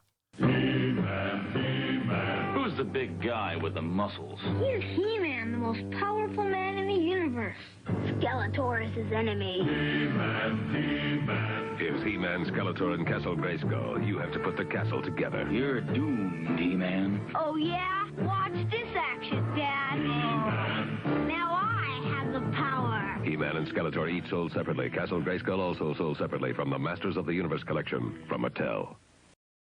So He-Man at number 3. This is one that we all put on our list. This is the first one that has all 3 of us have it on our list. So let's just... Yes, He-Man. Oh, He-Man, my arch nemesis. Very good. Yours was better, I admit. Yeah, so I'll start with you, Metalhead. Thoughts on the He-Man figures? He-Man. So the first He-Man figure I had was Man-at-Arms. I didn't actually have He-Man himself. Don't know why. I think it was like handed down to me. But I used to watch He-Man a lot. And I actually, not going to lie, full disclosure, I also watched She-Ra. Me too. I did watch She-Ra. Princess of Power, his sister and everything. I think I had an Orko figure as well. I think McDonald's was giving those out at one point. We talked about earlier, McDonald's. I think they were doing Master of the Universe, and they had these little like Orko figures.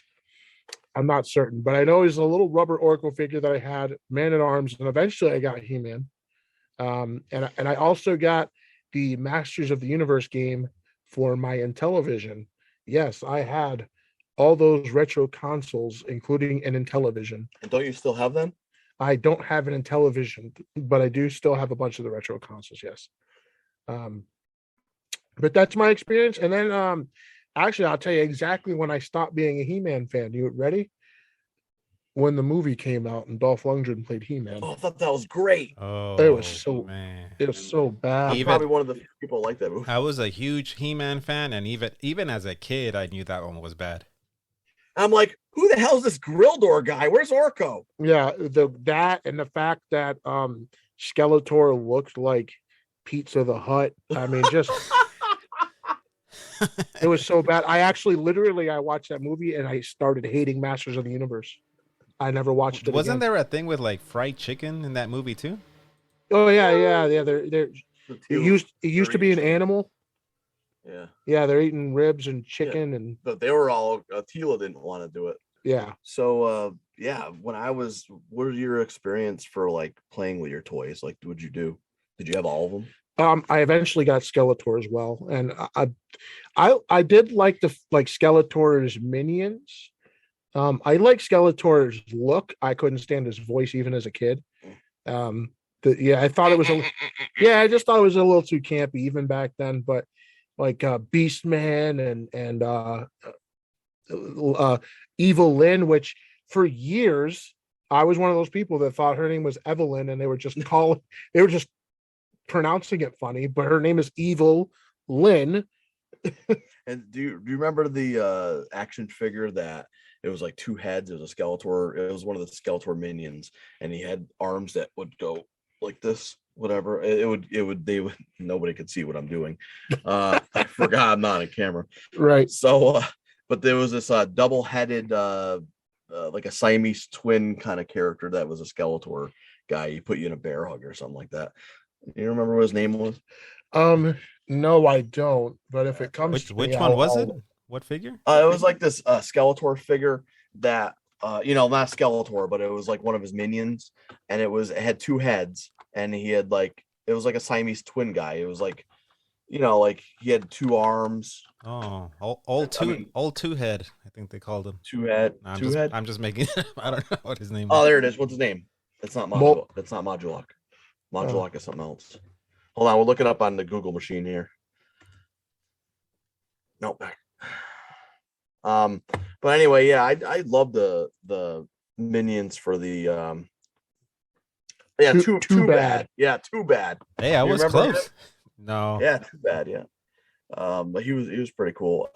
Never really saw him. I think I only saw him once in a cartoon. But those were so many figures I used to play with. I used to look up Modulok.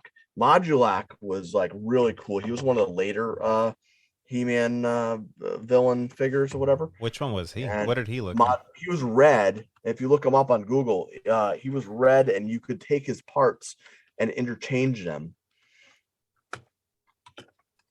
I'm looking them up right now. You could change his figures. It's Modulak. L-O-K. Oh yeah, I remember this guy.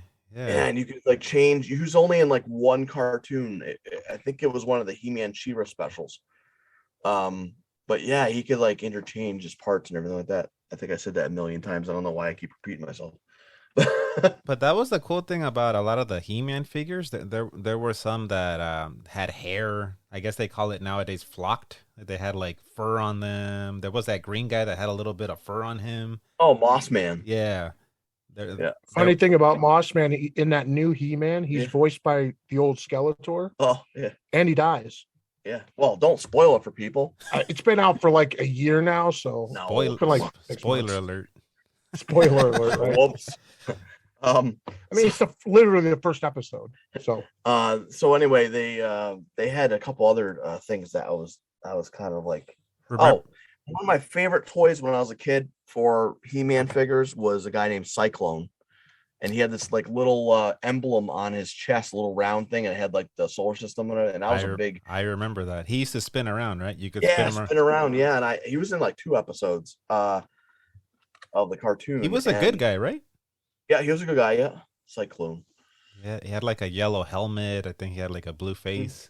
Yeah, I remember. Yeah, he kind of reminded you of like a Yeah, I had this guy. like a blue. Well, they all had the same face. They all looked like He-Man, really.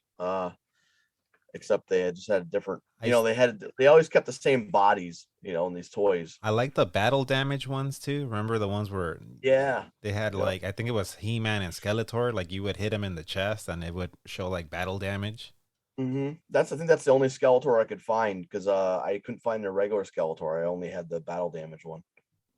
Yeah. And then remember when they stopped this cartoon and they started another one? It was like, and it was weird. It was like, by the power of Eternia, I have the power. Remember, he was on a different planet. No, I don't remember that one. No, after this He-Man iteration, they actually had another. They had another one where he was like. Do you remember that, Edwin? I do not know. I kind of got off. Maybe it might have had something to do with the movie, like Ed said.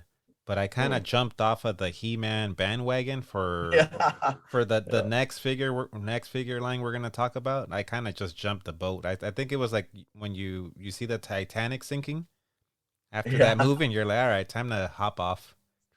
Yeah, time to hop on with the cool kids. Yeah, I was so upset by that movie as a kid that I literally was like, I don't ever want to watch He-Man again, and I didn't for many years.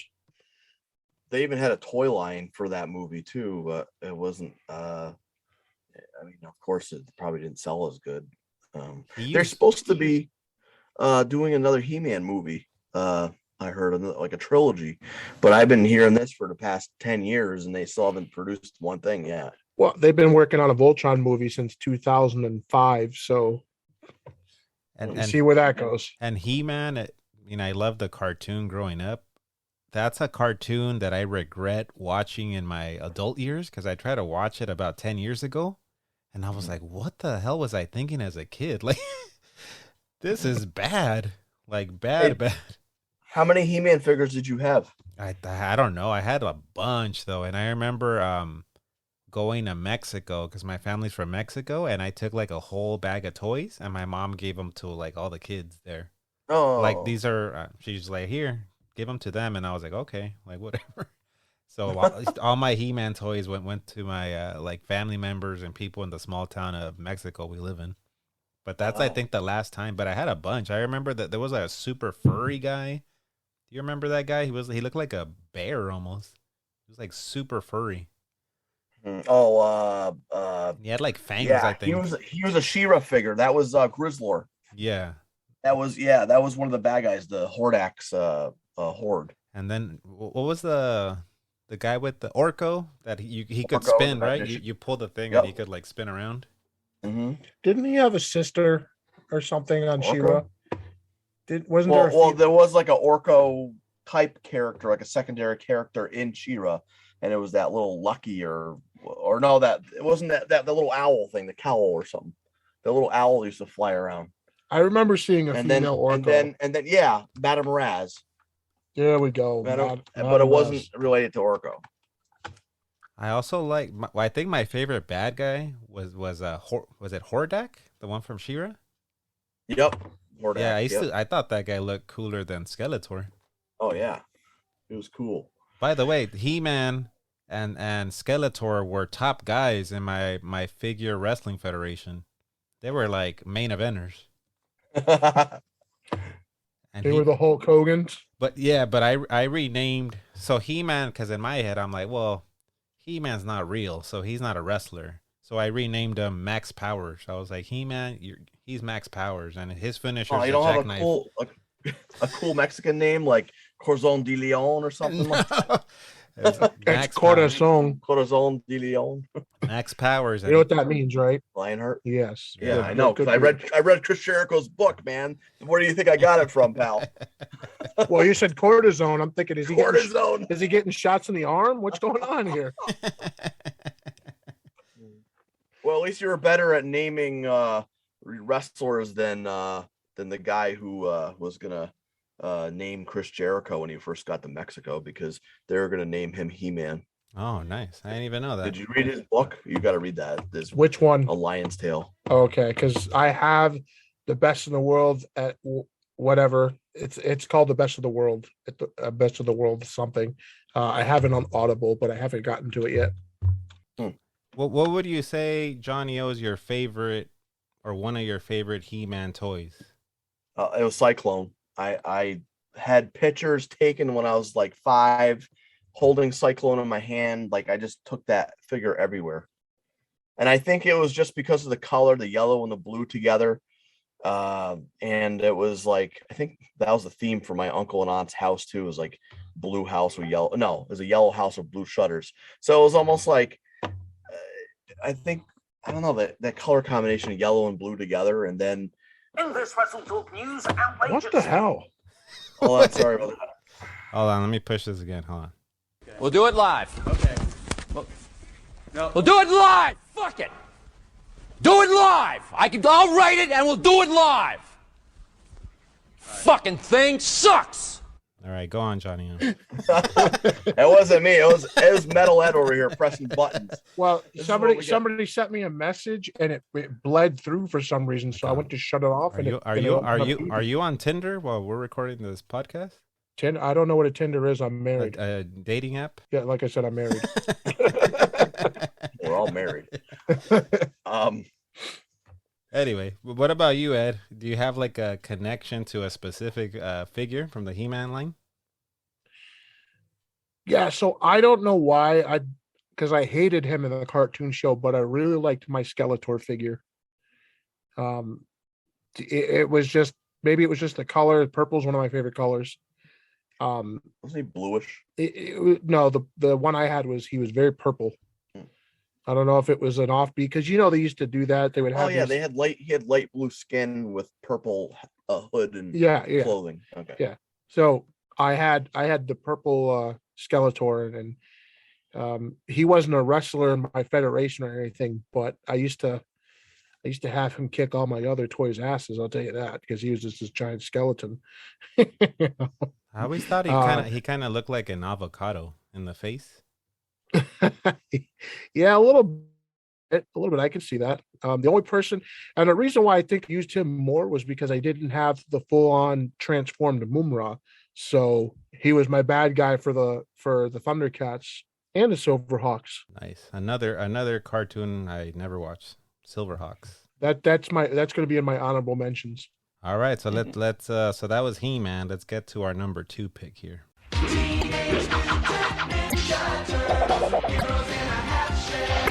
Splinter the Rat taught them each the ninja arts.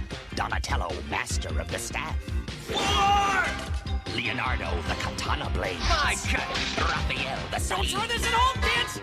And Michelangelo, the nunchakus. Radical. And master of the willing pizza. Hey, who had the pepperoni and ice cream? Teenage Mutant Ninja Turtles. From Playmates. So when I was talking about jumping off the He-Man Titanic, I jumped off to join these guys, the Teenage Mutant Ninja Turtles, made by Playmates.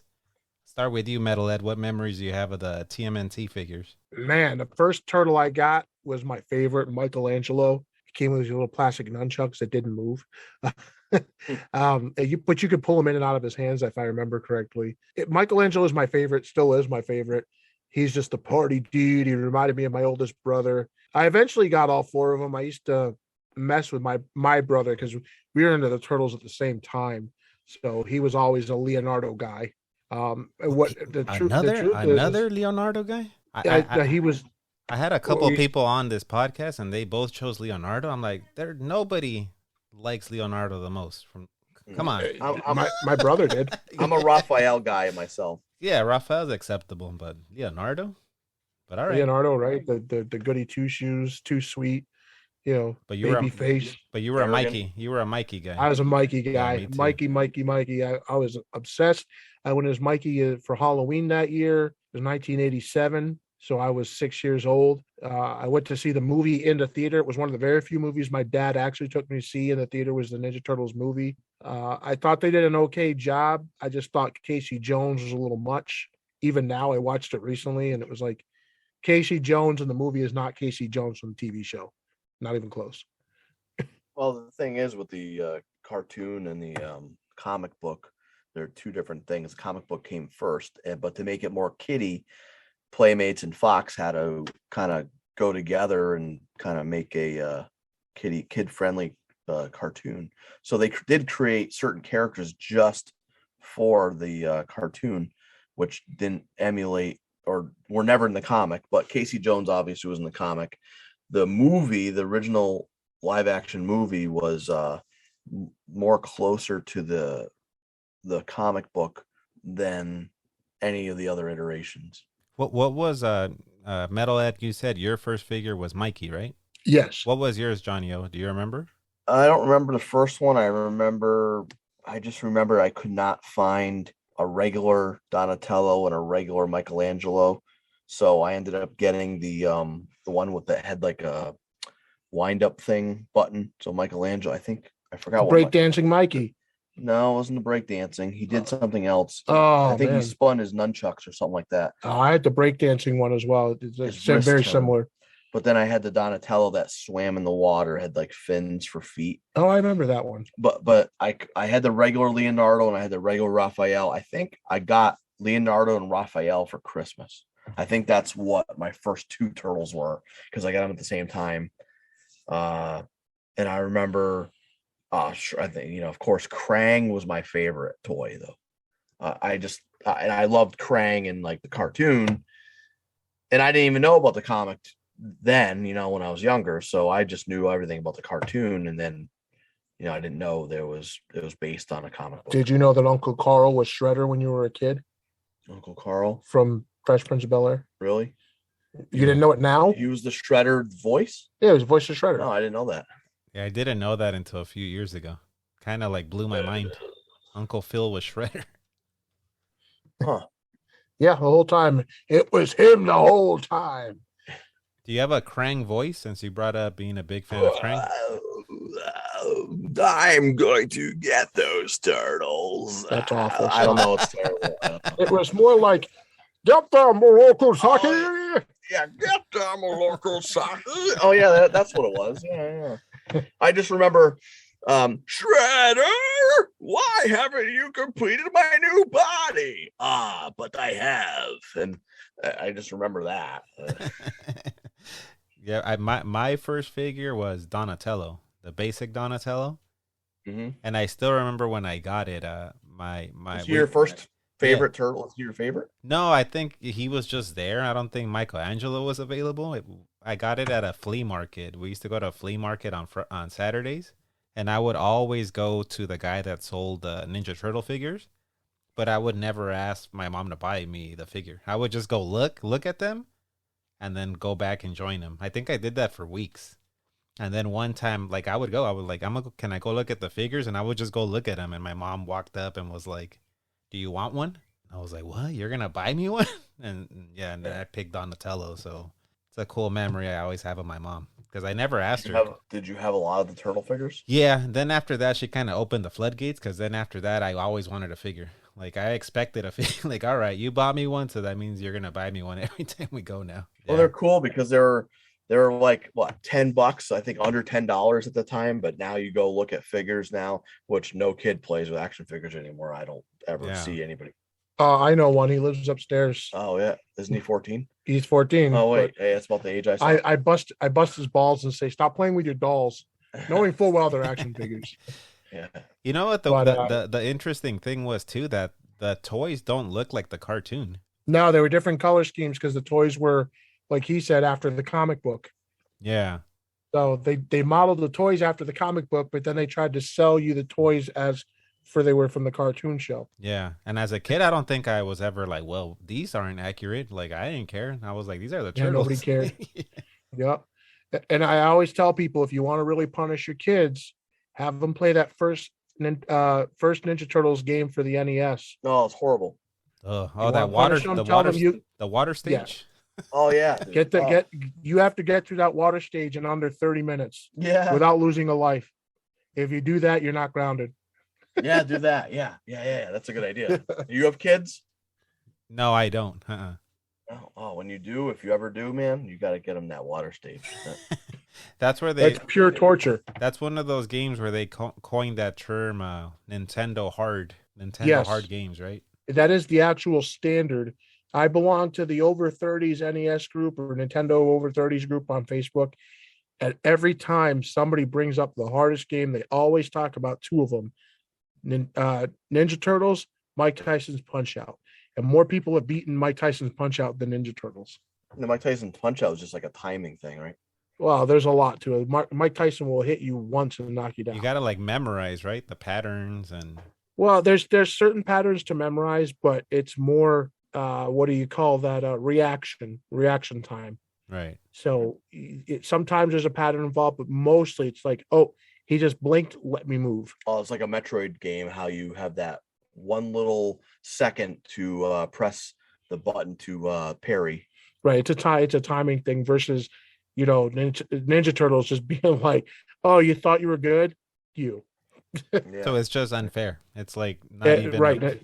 Yeah. You can actually, and I remember to this day, the first time I played the NES Ninja Turtles game, the first one, my cousin says, "Okay, you get one life because we're taking turns." I pick Michelangelo. I'm walking the street. This big tank is running around, driving around, and I thought I could get into it. It ran me over. And that was it. Game over. I had to give up the controller. Wow. One of my favorite Nintendo games was Ninja Turtles 2, the arcade game. And I played that at the arcade, and then that came out for NES as well. But that was awesome. And then they had Turtles in Time, Ninja Turtles 3, the Manhattan Project, which I never played yet. But then Turtles in Time, which is on Super Nintendo. That was awesome because I had one of my favorite Ninja Turtle characters besides the actual 4 turtles. They had another turtle named Slash. Oh, love Slash. Slash was the evil turtle from Dimension X, and or something, or he was bad or whatever. That might be. Does anybody remember?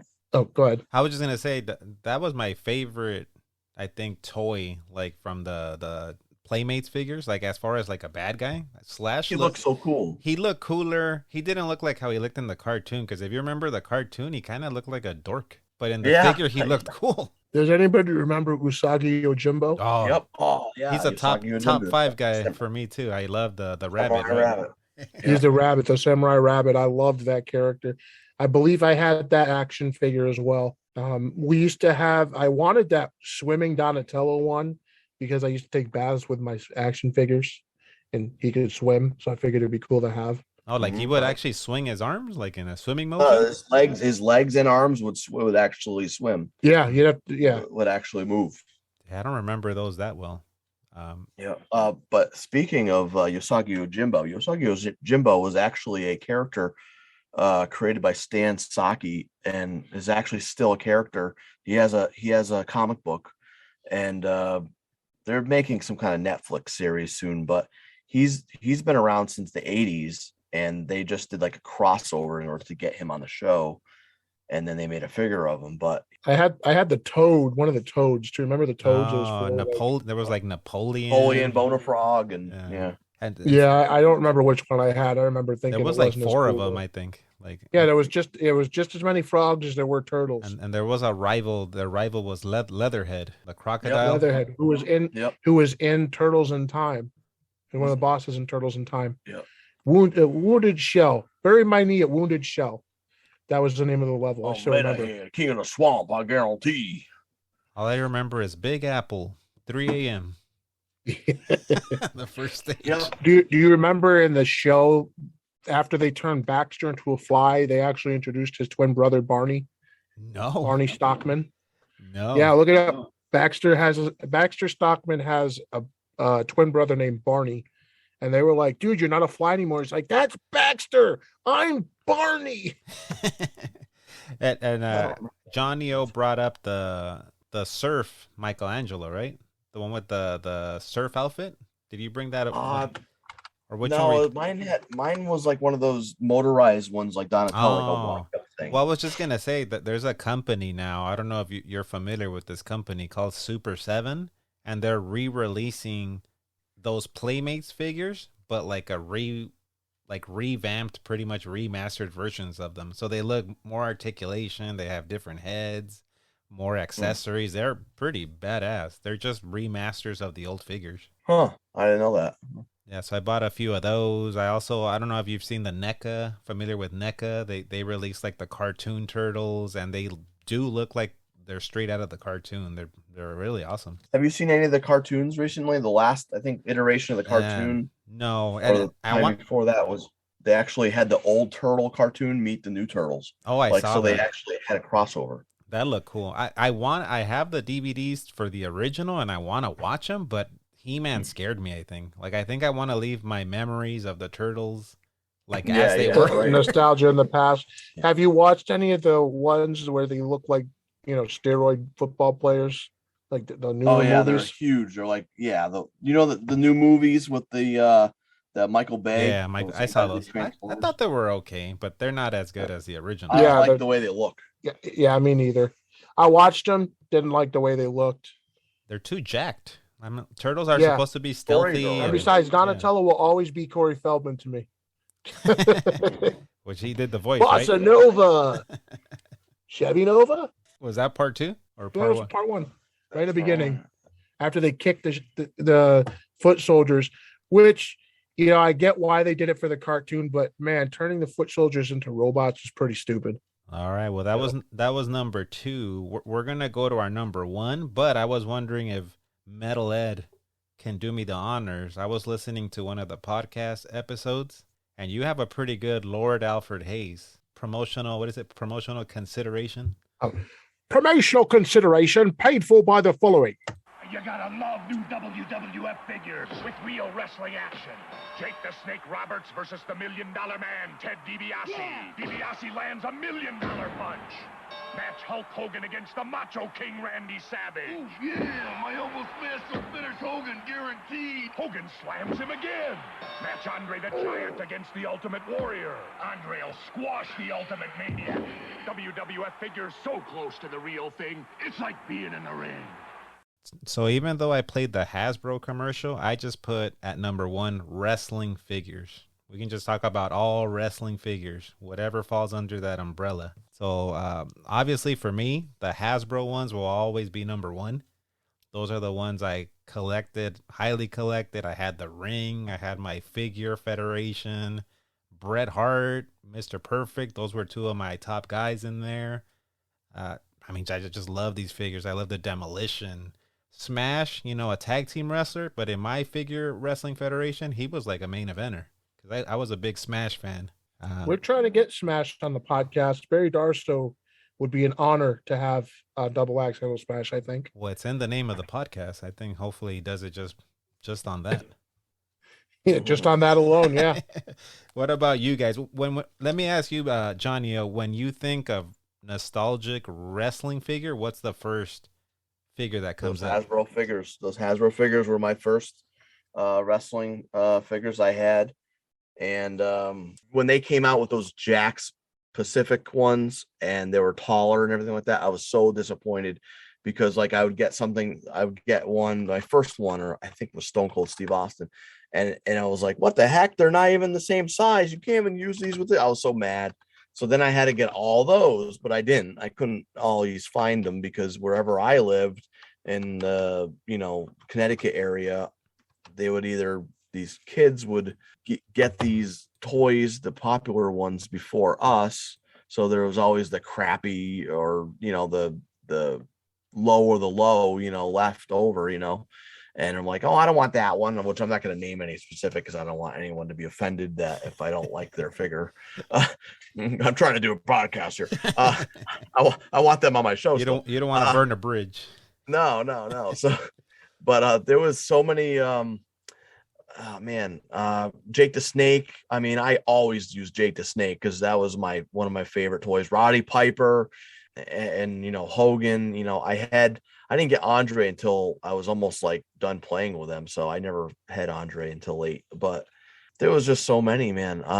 Do you remember your first one? Do you remember which was your first one? I think I got for Christmas one year. I think I got Roddy Piper, Hulk Hogan, and $1 Million Man, Jake the Snake. I think Macho Man. I think it was the Macho King I got.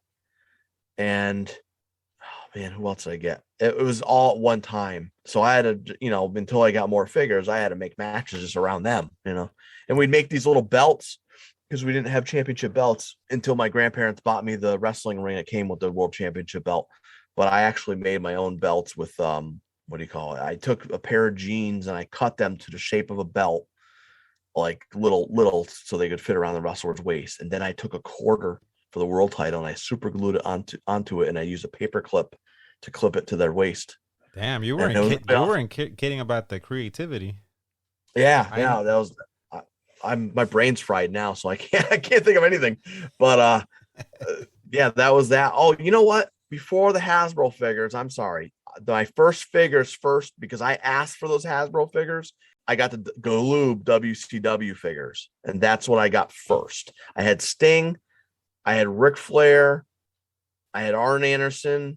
And I can't think. Oh, and I think Rick and Scott Steiner. And those are my first figures.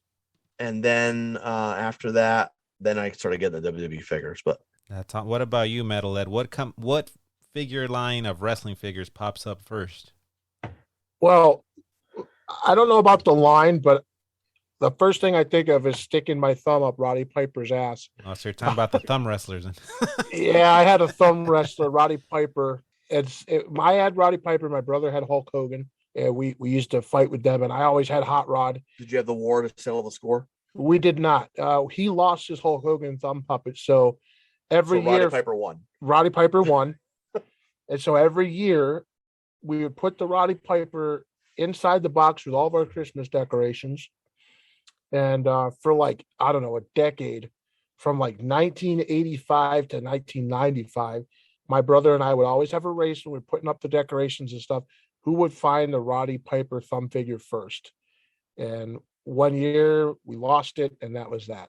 But as far as toy line goes, I don't remember because I didn't really pay attention to the names, but it was one that they came with a ring, and then they had those bone crunching action. You twist the limbs and it would go, You That know, wasn't the Jax ones. The Well, the Jax ones did that bone too, but crunching. I think they did that in the 80s too. yeah, it was definitely the 80s because I LJN had was it those? might have been LJN. I just know that I had Bret Hart, I had Ultimate Warrior, I had Hulk Hogan, Jake the Snake Roberts. The first one I got was Ultimate Warrior. I remember that. That was the one I wanted first because I was a huge Ultimate Warrior fan. Before I even got the figures, I got the Ultimate Warrior wrestling buddy right in time for WrestleMania 6. So I was holding on to that thing. My brother's holding on to the Hulk Hogan doll because he was rooting for the Hulkster. Of course, we all know who won that one. But Hey, yeah, and actually what had happened was that still hurts.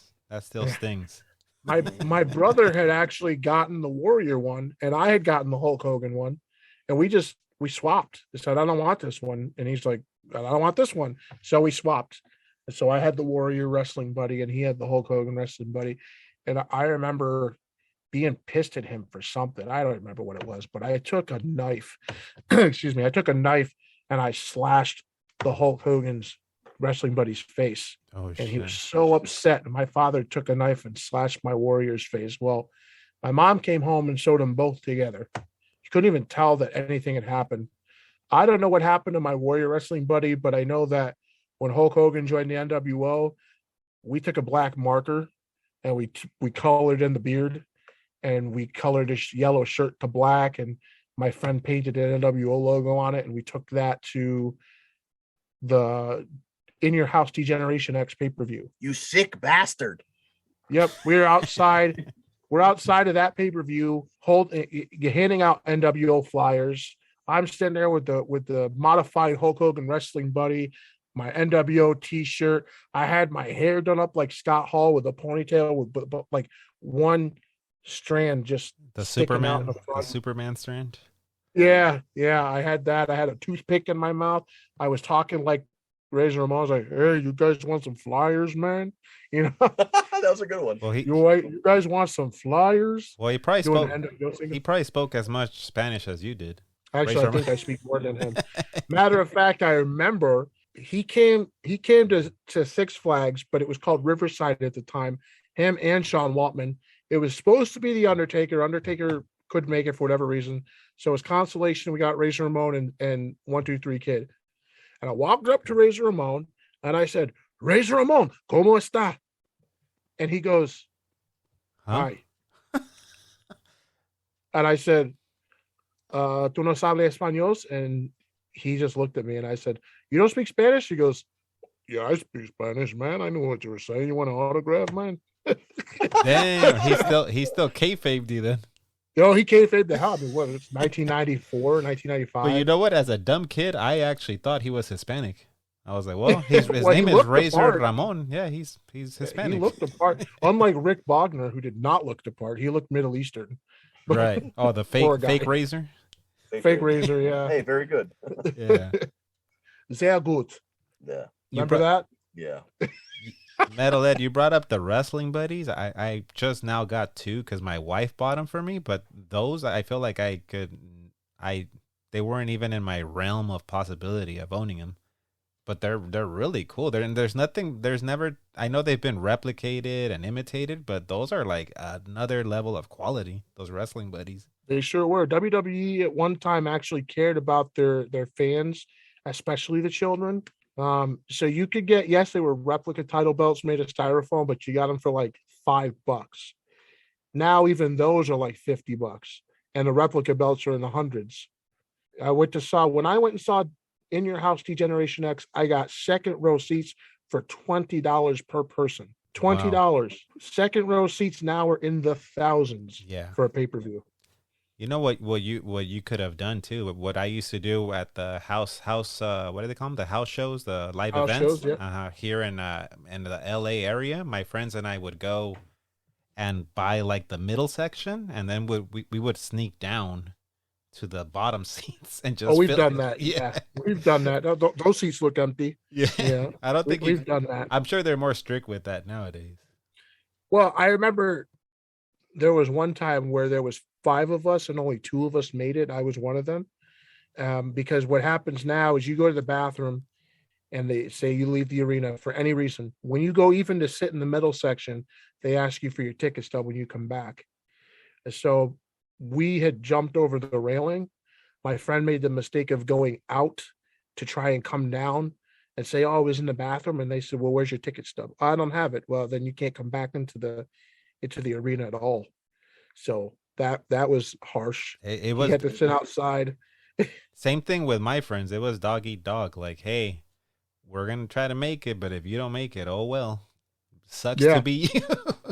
It does. It was funny. I was just talking to John about this yesterday. That same pay-per-view, Owen Hart made his comeback. He attacked Shawn Michaels and leaves. We followed Owen Hart, and I was rubbing his shoulders, telling him his family was the greatest. I loved him and his brother, whatever. And we followed him all the way to the backstage, and he did not break kayfabe or break character. He just kept huffing and puffing like he just was so angry and beat the shit out of Shawn and left. And so I turned around and there's Stone Cold Steve Austin, and he's walking with like one of the officials. It was a woman. And I looked at Stone Cold, and I did not like Stone Cold at the time because of, the feud with Brett. And I looked at him, I said, "You suck." And I flipped him off. Oh, shit. And the woman says, okay, go, you guys go back and sit down in your seats. That night in Springfield, in your house, Degeneration X, was probably the best wrestling night of my life. I met so many people that night. I met Mark Merrill that night. I met The Rock that night. Mark Henry, Jerry Lawler, and Brian Christopher came in together. And this is how the restraining order starts. Just kidding. Well, we did see Sable get onto the elevator, which was what prompted us to get on the elevator and follow her to the table with Mark and Butterbean, who just tried to kill each other in a match. So, but it was a good night. That night was a good night, and yeah, I wonder how it is nowadays. Like, because like you were saying before, you could sneak down. I wonder if it's a lot harder. I haven't been to a house show in a long time. Well, they take signs away from you. They don't even play at all. If you notice, there's like no signs on Raw or SmackDown anymore. They hardly have those. Hey Ed, you might appreciate this. The one of the shows I went to, I think the main event was Shawn Michaels versus Goldust. It might have been when he was like the champion, the first time around, and I wrote a sign that said F Shawn Michaels and his yada yada click, like a bunch of bad words, and I took it into the live event. And of course, they took it away from me. They're like, "Yeah, you can't bring this in." It had like a lot of bad words. I tried to punch Shawn Michaels in his chest, and he was so oiled up and sweaty that my hand just slid off, and he just kept walking like I wasn't there, which A, made me feel weak, and B, made me feel like a dumbass. He was like that character in Street Fighter 4 that oils himself up. Hakan, yes. Yeah, he's a big Street Fighter 4 kind of guy. I'm a Street Fighter fanatic. Yeah. We were playing Street Fighter 5 before we came down. Well, I was anyway. Yeah, I remember, but I was like a hypocrite because I took that sign and then we snuck down, and then Michaels beat Goldust and he came to the crowd, and I'm like right there, like caressing his head or just trying to touch him, and I'm like, what a hypocrite! I didn't stick to my guns. Every time I saw Shawn, and it was not the first time that I was in an area where Shawn was coming out, I tried to hit him, shove him. I pulled his hair once. I got a good hold on his hair in Springfield. Yeah. There was a bunch of girls that had pulled him like to try and kiss him, and I took my hand and I just yanked on his hair. I was like, "You suck," and he just kept smiling and dancing his way to the ring. Total professional. Damn, like I will never take away. I will never take away Shawn's professionalism, and he's really not a bad wrestler. I just don't like him for what he did to other people. It started off as a Marty thing, but then it just turned into how he treated Bret Hart and just who he was back then. So I can't ever say that I'm a fan, but I do have respect for him. Damn. Wow, this is therapy over here. I've never heard this progress. These words out of his mouth. I'm just being honest, being truthful. I'll never say I'm a fan. I never say I like the guy, but I respect him. He put on a clinic against John Cena and The Undertaker in his last few WrestleMania He put in matches. a lot of clinics, man. Yeah. No, I wouldn't say a lot. That's because the Heartbreak Kid Shawn Michaels you're talking about, man. watch his match Hulk Hogan versus Hulk Hogan at Yeah. SummerSlam. That's great. He carried Hulk Hogan. He oversold. Yes, he did it everything. on purpose I because know. Hogan Creative, because Hogan decided to play his creative control card. brother. That doesn't work. Brother. That was my Vince Russo impersonation. That doesn't work for me, brother. Doesn't work. For No, yeah. That's what actually he said backstage too. But if you hear the backstage story about it, that's why Michaels oversold stuff. He did it. But I'm a big. fight Hogan. I had no sympathy for Michaels because, like Ed was saying, like Shawn Michaels wasn't the most professional person either. Like he did a bunch of shady stuff. So Just so you know, Brett, I would not do the same for you. Yeah. that's why I'm like, well, he was also his excuse was he was on some drugs. He was not a good person then, and then he found God, and he was actually better after he found his religion. He is actually a lot better a person. Even Bret Hart forgave him. Oh, I know, and but still, like the Royal Rumble match against Marty Jannetty, where the night before he passed out from too many somas in his food, and then tells Vince, I had to carry this guy. It got Marty fired. Come on. yeah, This is why I can't say I'll ever like the guy. yeah, I'm with Well, you. so- I'm with you, but I also agree, like Johnny O, like you gotta respect. You gotta respect what Oh, he I did. in I the like I ring. said, I respect them, but I'll never like them. That's the best way I can put it. So So yeah, figures, wrestling figures. yeah, back to the figures. I'm sorry. Yeah, we went off on a tangent. So when I had one of my favorite two figures was Demolition. I only had Axe and Smash.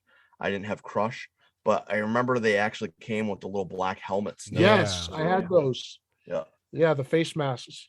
And a lot of times you would lose those, like the little accessories, like the demolition mask, Jake the Snake, the hedge clippers that came with Brutus Beefcake. Brutus Beefcake. Yep. Yeah.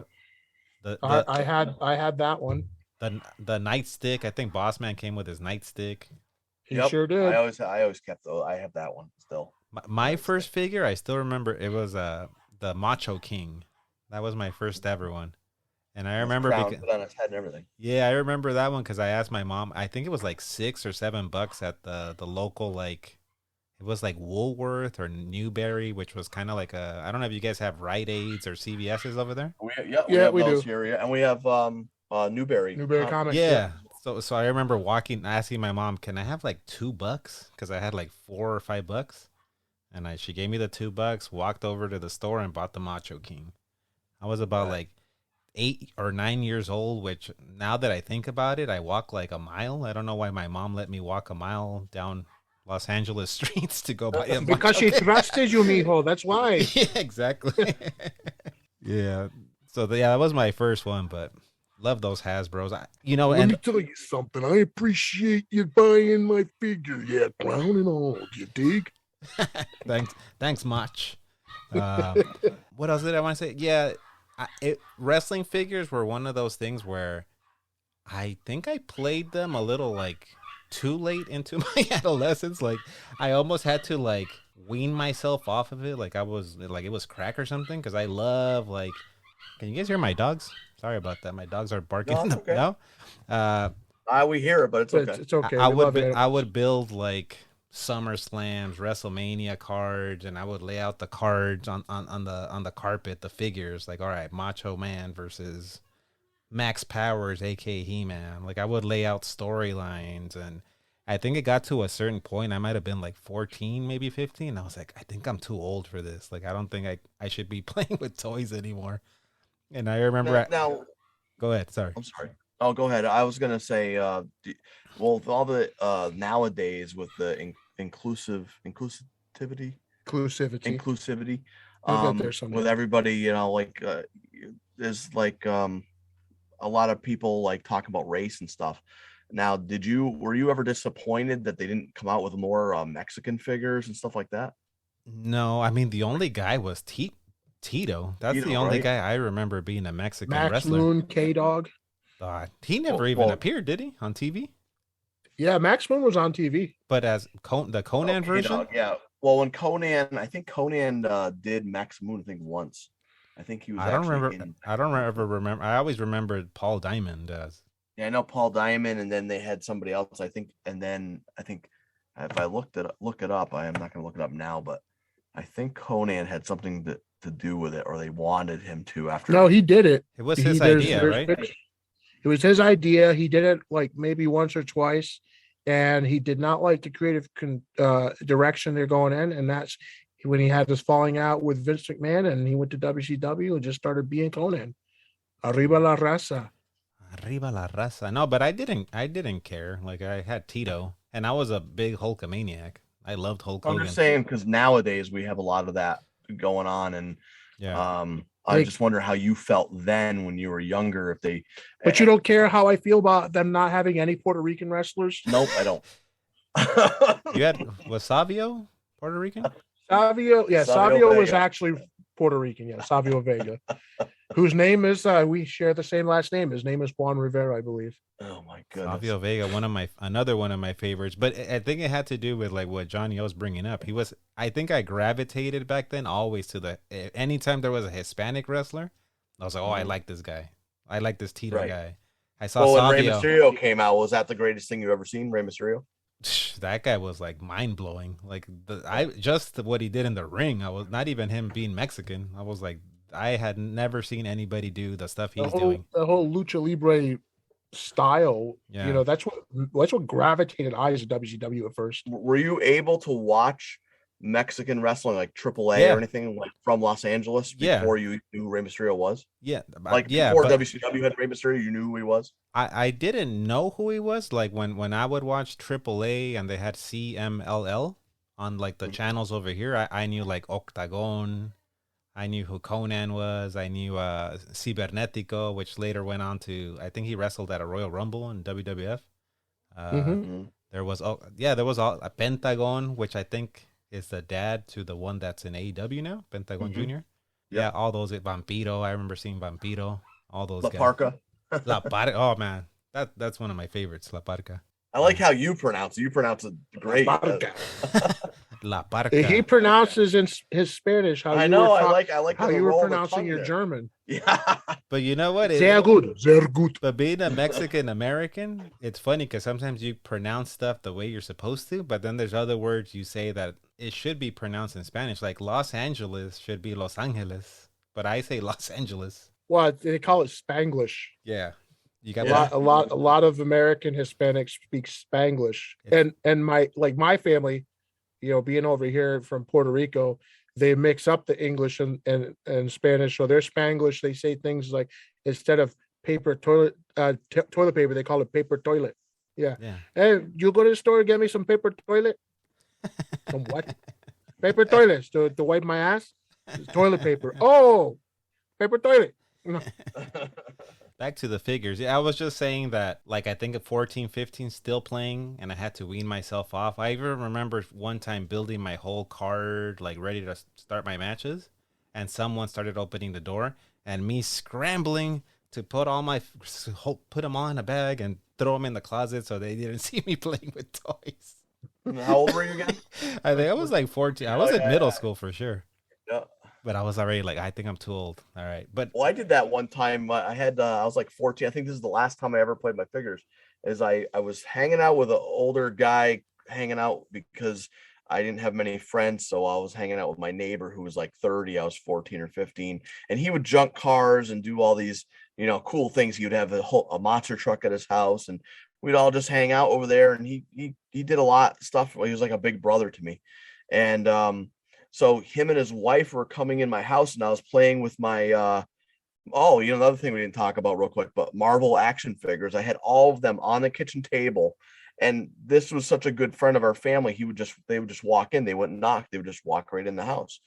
So I was playing with my Marvel figures. I was having like an Infinity War or something like that. I was like really into it, and they walk in, and I'm like, and I'm like scrambling, and they're like, what are you doing? Are you playing with toys? I'm like, no, I just have them set up out just because I was cleaning them to give away. I'm not alone. I'm glad I'm not alone, because I went through a few of those where I was like, oh crap, they're gonna see me playing with toys and think I'm weird. Are you kidding me? I was 17 years old, and for Christmas I got a giant Bill Goldberg action figure, because he had won the world title that year. And so they made him big like his ego? Yeah, it was like huge. I remember trying to make like a Dragon Ball Z action figure, like campy movie, and I didn't have a Nappa figure, so I used Goldberg. But anyway, the last wasn't a figure, it was a collectible. The last collectible I got, other than that signed APA thing over there from a few years back at a convention, was I was walking by KB Toys. This is when KB Toys was still open. They had a WCW like car. It was a Bret Hart like decal car. It was a miniature model, and I had it out on the display out where people could walk by. And of course, me and my friends are walking by, and they go, "Yo, do you think that's stupid?" I said, "Why?" He's like, "Couldn't somebody steal it?" And I walked over and I picked it up and I walked away, and I said, "Yup," and I took it home. It was probably like $100 item, and I just took it. You still have it? No. I actually, all my collectibles from that era, unfortunately, after my parents died, I had to scramble to get out of my house. And I lost them in a house fire. Somebody had set the house on fire before I could go get my stuff. So I lost a lot of that stuff. A lot of it. Damn. How about you, Johnny? Believe me, that was something I would put on display. Like I still have, if you were to see, if you guys could see, like with a camera or whatever, I still have my Chris Jericho action figure. My mother-in-law, she does rummage sale. She just asked me about these wrestling figures. I said, you can sell all the other ones probably for a couple of bucks, but I want those two. And it was Matt Hardy and Kane. I was like, I want those two. Those are mine. Why is that? Why those two? Because I'm a fan. I don't collect because of money. I collect because I'm a fan. I'm a fan of Matt Hardy. I'm a fan of Kane. The others were like Stone Cold and I can't remember who else, but people I like Stone Cold, but I wouldn't have his figure in my house. I'm not like a super fan. Well, that's another thing I gotta say. So I had this Ultimate Warrior figure, one of the Hasbro ones, and it's after he returned, I think, in '92, after with the Papa Shango thing and everything. They made an Ultimate Warrior figure. It was like the purple tights and purple like face paint and everything like that. And I had him stolen. I know who did it too, and I accused him of stealing it because I know he did it because he stole my Ric Flair figure and my Lex Luger figure I had, and because eventually I got a Lex Luger figure from my WCW figures. But he stole my figures, and every time this kid, I had no other friends that would come to the house except this one kid. And every time he left, one of my figures was missing. So I knew it was him, but even though I don't know, I didn't have many friends, so I was trying to hold on to this one. So he would come over to my house again, and lo and behold, I didn't think he would do it again, but he stole my Ultimate Warrior. There's always that one little snake in the grass friend. Oh, that's always man, it was my favorite one too. My grandparents who passed away recently, they're the ones who got me the Ultimate Warrior toy, and they're the ones who got me the wrestling ring too. But oh man, it was just so special to me, and there was such a great looking figure. I mean, if you look it up, it's like a purple. He had purple and white tights, I think, and all different like. Yeah, I remember that one. He did like a punch, I think, right? Like he did like his arms went up and down like. Yeah, I remember that one. That was his last one, I think, for the Hasbro line. For the Hasbro. Because he had like a military press one where he was in white trunks. Yeah, I had that one a long time ago too, but I didn't really care for that one as much as this one, and plus this one had my grandparents. It was more. It was easier to play with the purple one, I'm sure, because the military press one you could only do a military press. Yeah, purple trunks Ultimate Warrior. Yeah, that was the best looking one, I think. I also liked the green one, but that one was only like a jumper. Like you did the jumping action with it. Yeah, it was really cool. Yeah, well, a couple other figures that I always was looking for, and I can never find. I can never find a Shawn Michaels figure. The only Shawn Michaels figure that I got was the Rockers. And you're talking about the sexy boy Shawn Michaels? Yeah, I never could find a sexy boy Shawn Michaels. And has been kid Shawn Michaels. No, don't get Ed started. Don't. And yeah, so I only had the rocker version, and their legs were not apart. They were like stuck like. They were both. It was the jumper. I remember that. They weren't. Yeah, they were jumper. They were stupid. I didn't like them at all. I didn't like those figures. They were just terrible. They later made a Marty Jannetty singles version for Hasbro. This is the Jax ones though. Oh, okay. He's looking at the Jax ones, but the old ones were the plastic Hasbro ones that they Their legs didn't move. Yeah, so I didn't I like remember those. having those. So what I did is I took my Brutus the Barber beefcake, not the one that came with the scissors, but the other Brutus the Barber beefcake. The one with the toy. white trunks, I think. White long trunks. I think so, yeah. And he almost like, to me, looked like Shawn Michaels. So he was so I made him my Shawn Michaels. Yeah, I think he had the white, red, and like black, kind of like the early Michaels gear. Yeah, I remember that one. Yep. So I actually changed him. And then when I didn't have Crush, Kona Crush, so I made him not Kona Crush, but the bad Crush, the heel Crush. So I actually made him the heel Crush. And then they made him. Then they made the heel yeah, Crush. I know, but I never got to get him. So, but what I did was I took electrical tape. You know how he had the face paint on? Right. I actually took electrical tape and cut little pieces out and put on his face, and actually in the shape of what his face paint was.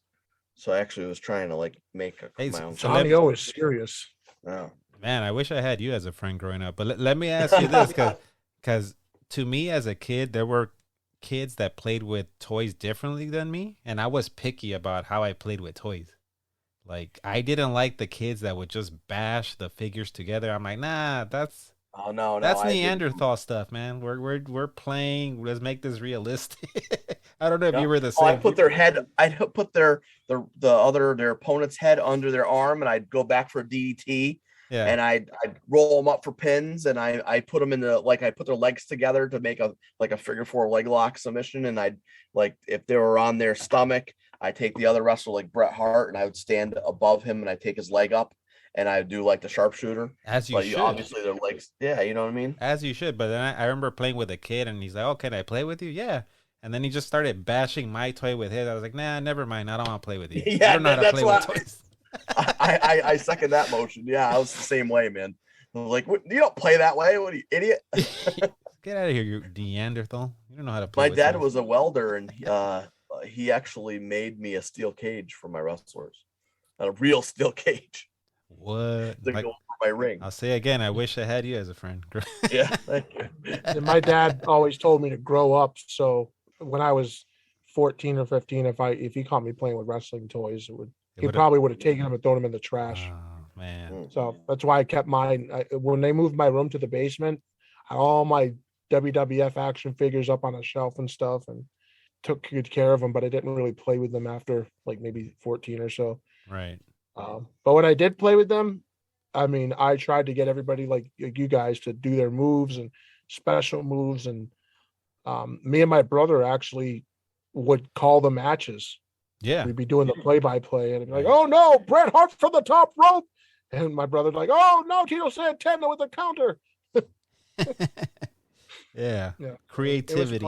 Now, I don't do kids even play with toys anymore? Or do they just play on their systems and iPads and tablets? It depends on whose kid you're talking about.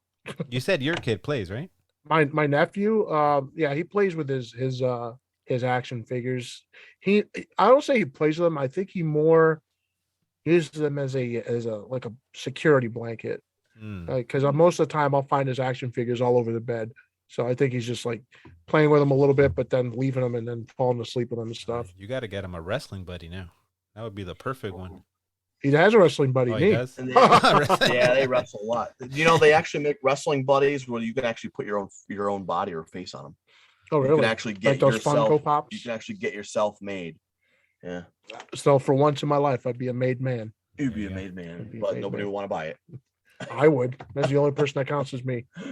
So let's now transition into the ones that didn't make the top 10. Are any honorable mentions coming up for you guys that we didn't talk about? Sure. Remember Garbage Pail Kids? Those cards? Yep. Those stickers. were my stickers, favorites. right? Yeah, the stickers. Didn't I stuck them things on everything. Didn't they come in literal like tiny trash bags? Some of them. Some of them, yeah, they did that. They came in packs like baseball cards as well. I remember buying them at the store. My brother Jeff, God rest his soul. I'm like the Von Erichs. I lose a brother every couple of years. My brother Jeff, he had a big stack of Garbage Pail Kids. I thought they were so cool.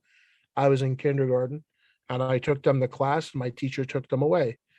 Stupid me, thinking she's not going to notice. When she left the room, I went in her desk to take them back because I didn't want my brother to be mad at me. and a couple of the kids ratted on me, and she took the Garbage Pail Kids and tore them up and threw them in the trash. Wow. They made 15 different series of Garbage Pail Kids. Those 15 different, sets. Well, they were controversial back then, right? Because they were pretty like graphic and gross, and a lot of like teachers didn't like them or adults.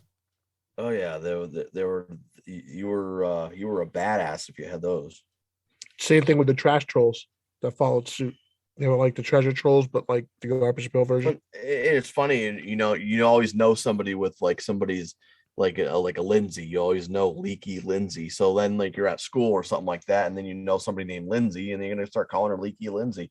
You know what I mean? They're the kind of the creation of some of the bullying, I guess. Junk Food John. I mean, hey, that's me. They had like, I remember the main guy was like Atom Bomb. Yeah, not Brian Clark, but the guy with the exploding head, Atom Bomb. Which, by the way, on our podcast, coming up, right? Yeah, we're gonna have Atom Bomb, Brian Clark. Yeah, I'll be for sure. I'm a big Atom Bomb fan. I'm gonna listen to that one too. I love Unabomb. Oh, you mean Kane? Yeah. I love Glenn Jacobs. He's great. So keep getting sidetracked. I'm sorry. Yeah, honorable mentions for me were Silverhawks. Right. They were like the Thundercats, but Silver and Hawks, right? they weren't as cool, so that's why they didn't make it. I had every single Silverhawk figure. I think there were only like 5 of them, which were the 3 or 4 Silverhawk characters, and then Monstar was the bad guy's name. Which actually, Monstar is actually a cooler name than like Mumra, right? But I only had a couple of there was only a couple of figures that I had, and so I didn't actually put that on my list. I have for one of mine, Food Fighters. Do you all remember Food Fighters? Barely. I just remember I remember the name. It was like a pizza that had like they were like military fast food items. So I do remember them now. It was like a pizza with like a machine gun and sunglasses. There was like a drumstick, like a leg, a chicken leg with a grenade or something. There was a cheeseburger, I think. Like, they all had like crazy names. I don't remember the names of them, but I always thought they looked really cool. Do you remember Battle Beasts? These little tiny. No, I think they were made by Hasbro, but they were. I think they even had Transformers. They were they like would tiny. have like all these. Yeah, they were tiny, and they would have these little emblems on them, and like one would be like wood, the other one's fire, the other one's water, and I forgot what the other element is. And I have the shark one. The shark one with the purple armor. Yeah. Those are always cool. I bought it because El Tiburon is shark in Spanish, and I bought it, but I didn't know what it was from. And I asked someone, they're like, "Oh, those are battle beasts." I was like, "Oh, okay." I just like that it was a little shark. Yeah, those are really cool. Another thing that we could talk about is Legos. Legos were obviously a big thing. I had Legos and Matchbox toys. Those, I mean, we played with those all our life. And like I said before, Tonka toys. I'm just listing off these things fast because I think Edwin wants to say one of his. Yeah. Well, we are getting pressed for time too, but I thought about putting these on the list, but I just didn't have enough of them. Was the real Ghostbuster figures. I had the Stay Puft, I had the Slimer, and I had Peter Venkman. Yeah. And that was it. I wanted the whole set. It came out in the late 80s, early 90s. Yeah, I had the Ghostbuster toys too, but I had the Stay Puft Marshmallow Man, and he was only like 6-7 inches tall. I was kind of disappointed because I was kind of like, why didn't they make him freaking like big like he really was? And then Slimer, they made him huge, and he was just this little thing, and they made him pretty big. I thought it was too big for the actual scale of the toy. Right. Hey, so since we're pressed for time, do you guys have time for a little 10-question trivia game? Sure. Yeah? All right. So, we talked about the honorable mentions. Now I'm going to put Ed versus Johnny O one-on-one in a toy trivia game to see who rules. So let's take a quick little commercial break, and we'll be right back to play that game. Toxic Crusader. It's Dr. Killamoff, the evil alien who wants to pollute the whole world. He's going to smogify every tree in Tromaville. But look who's gonna stop him. It's Toxie, the trendy yet hideously deformed leader of the Toxic Crusaders, who with their help really gums up the works. I'm toxic, but I'm tasteful. How does he do it? What does she see in him? Where did he get that tutu? Toxic Crusaders, they're proud, but they still get girls. Hideously deformed action figures from Playmate. All right. Yeah, that's another one we forgot to talk about. Toxic Yeah. Crusaders. You know, and Captain Planet as well. There That you was go. just- Oh, I it hated reminded me Captain- of I Captain hated Planet. Planet. I liked Toxic Crusader because it was actually a spin-off of the Toxic Avenger movies, but yeah, I They were didn't like talking about making another one of those, like redoing it, which I hope now with today's technology that they could do it better. Yeah, all right. Well, let's get to the game show here.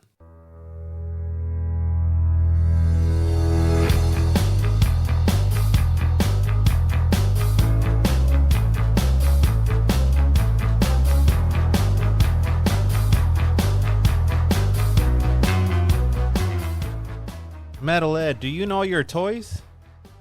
Somewhat, sure. Johnny O, you think you know your toys? Yeah, I think I do. I think we're about to find out who knows more, though. So here are the rules of the game. I'm gonna ask you a question, and when you know the answer, raise your hand. Whoever raises their hand first, I'm gonna call on you. So you have to wait for me to call on you. You can't just blurt out the answer. And I'm saying this because on the last podcast that I did, talking about horror movies, one of my buddies got super drunk and did not want to follow any of the rules and just kept talking over everybody and screaming out the answers. So it went off the rails right away. All right. So you guys ready? Yes, sir. All right. Question number 1. What popular toy originally came with all of its body parts, but no body? It came with all of its body parts, but no body. Originally. This changed after 1964. All right. I see Metal Ed. I'm going to take a guess here. Is it Mr. Potato Head? It is Mr. Potato Head. So originally, you would actually use an actual potato and put your I do remember that. put the body parts on the potato. When In Living Color did it, they did a potato Michael Jackson. They used the potatoes. All right, so Ed's up 1-0 so far.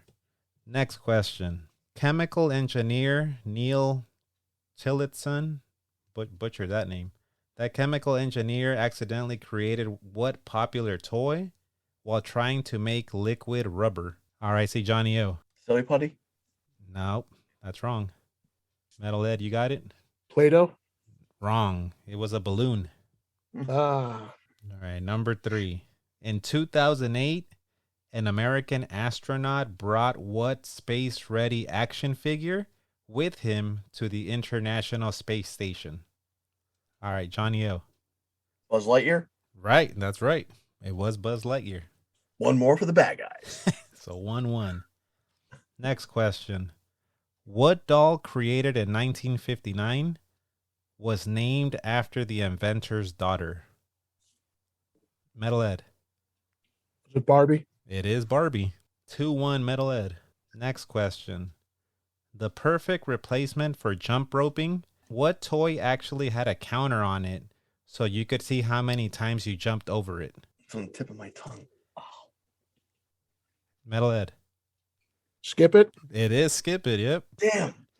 But do you know? I was going to say skip ball. I'm like, what? Not skip ball. But do you remember if you remember the theme, right? But the very best thing of all, there's a counter on the whatever. Oh. There you go, the ball. Oh, that's why you were gonna say skip ball. Oh, he's going to say Skip Bowl like the card game. Oh. All right, next question. So, man, you got to catch up. Don't fall too behind, Johnny O. What was removed from the original TMNT figures, the Teenage Mutant Ninja Turtle figures? Something was removed from them before they ever came out in production. Something was removed from the figure before they made it to the shelves. This one, You guys pass? yeah, we'll pass. All right. It was their tails. So originally I was they gonna had say that tails on too. them, but they thought they looked a little phallic. So they removed them. I was going to say Tails, but I wasn't sure. All right. This one might be up more your guys' alley here. What jet black haired wrestler had his WWE figure Hasbro figure canceled? Oh, I see Johnny O by like a smidge. You're first, Johnny. Honky Tonk Man. Nope, not the Honky Tonk Man. Metalhead. Al Snow. Nope, wrong. Oh. It was Greg the Hammer Valentine. He was actually supposed to come out as Rhythm and Blues, Greg the Hammer Valentine, but it never came out. All right. So I was thinking controversy because Al Snow they canceled the Al Snow with the head. Yeah, They recalled him. Okay. Head. All right. He didn't have black hair. Well, he had kind of like brownish hair, didn't he? Al Snow. Yeah. All right. Next one. How many colors does a Rubik's Cube have? Metalhead. 4. Wrong. Johnny. 6. It is 6. Oh. All right. So there's 2 more questions. What's the score? Right now it's 3 Ed, 2 Johnny O. So you could steal it. All right, next question. What's the name of the feline prisoner action figure from the Playmates Teenage Mutant Ninja Turtles line? Very rare, expensive figure too. Johnny O. Kathmandu? Nope. Feline prisoner action figure. Oh, you're out, Johnny O. Oh. You already had now it. You get 1. Because now I thought of it. Yeah, I don't know. Wait, I know though. It's too late. I give what is it? Want me to tell you, even though I won't get a point? Yeah, that's Dirtbag? No, it was Scratch, the cat. Scratch. I was just gonna say Scratch and then say Dirtbag. Oh. Because those are the bad guys. No, I thought you were saying you want me to tell you Dirtbag? No, no, because I play this like Ninja Turtles game for like Game Boy, and I remember the Scratch and Dirtbag, and I get confused with people. Oh yeah, Dirtbag was like the mole, right? The that would tunnel. Yep. So the best you could do is you could tie it right here, Johnny O. Last question. It was a bear you could doodle on. What was the name of this bear? Johnny O. Eddie Ruxpin? No. No, that's wrong. You know what, Metal? Well, you don't even have to answer it. You already won. But do you know it? All right. I don't know it. Doodle bear. I never heard of it. It's a bear you could doodle on. All right. Hold on a second. Let's hear it again. What happened to the song? The champ is here. So for the listeners out there, Metal Eds has his hands up in the air, throwing up the chain gang sign, rubbing it in Johnny O's face. I got John Cena's theme. Johnny O returning the favor with a double finger flip bird in his face. You can kiss my ass, son. I may not be that wise, but I'm still better than you.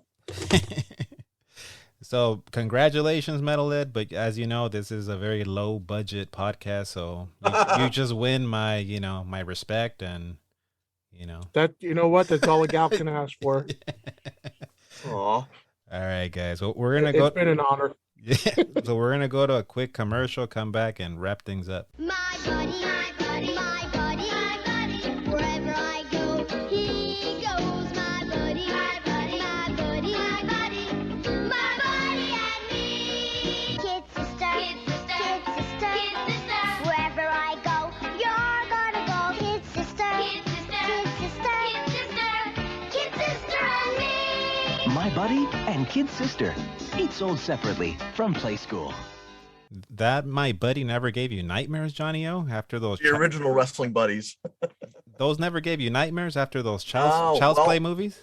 No, I never seen those. I'm not. What? I am not a horror movie fan, so I've never seen Child's Play. What? No. Really? So they were called good guys in the Child's Play movie, and they were kind of knockoffs of My Buddy.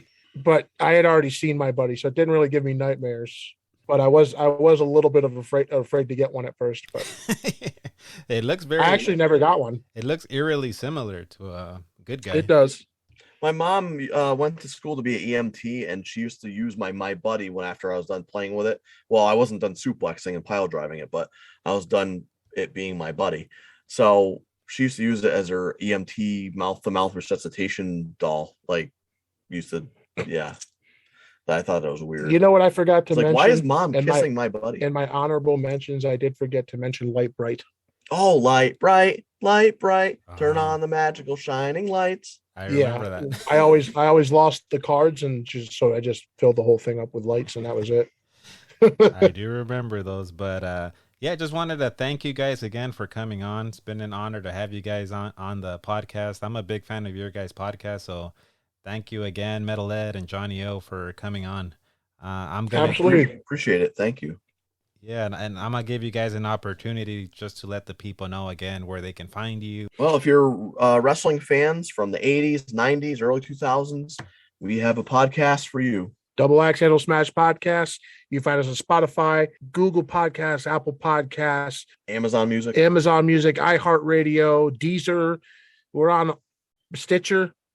Anywhere that you can get your podcast, we're available. And please follow us on Twitter at DAH_Smash. And please give us a follow. We'll follow you back. Yeah, like us on Facebook, Double Axe Handle Smash Podcast. Also, I'd be remiss to not mention, also on Facebook, you can go to Shred with Metal Edge, check out my radio show, WTCCFM.org. Every other Saturday night. We'll be on the 23rd.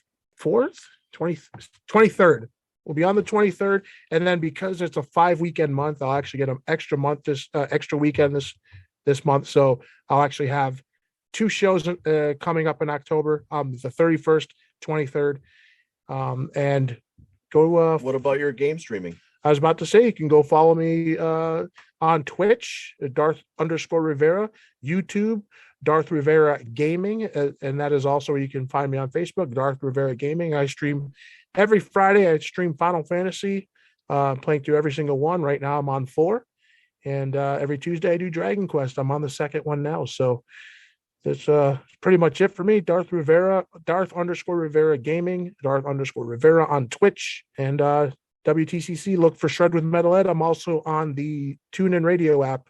It's where you can find the radio show, and WTCCFM.org. You can find archive shows. So every show that I put out, you can go and find on WTCCFM.org. And for the listeners, if maybe after the podcast, you guys can send me links of your stuff. I can add that to the show notes of this episode.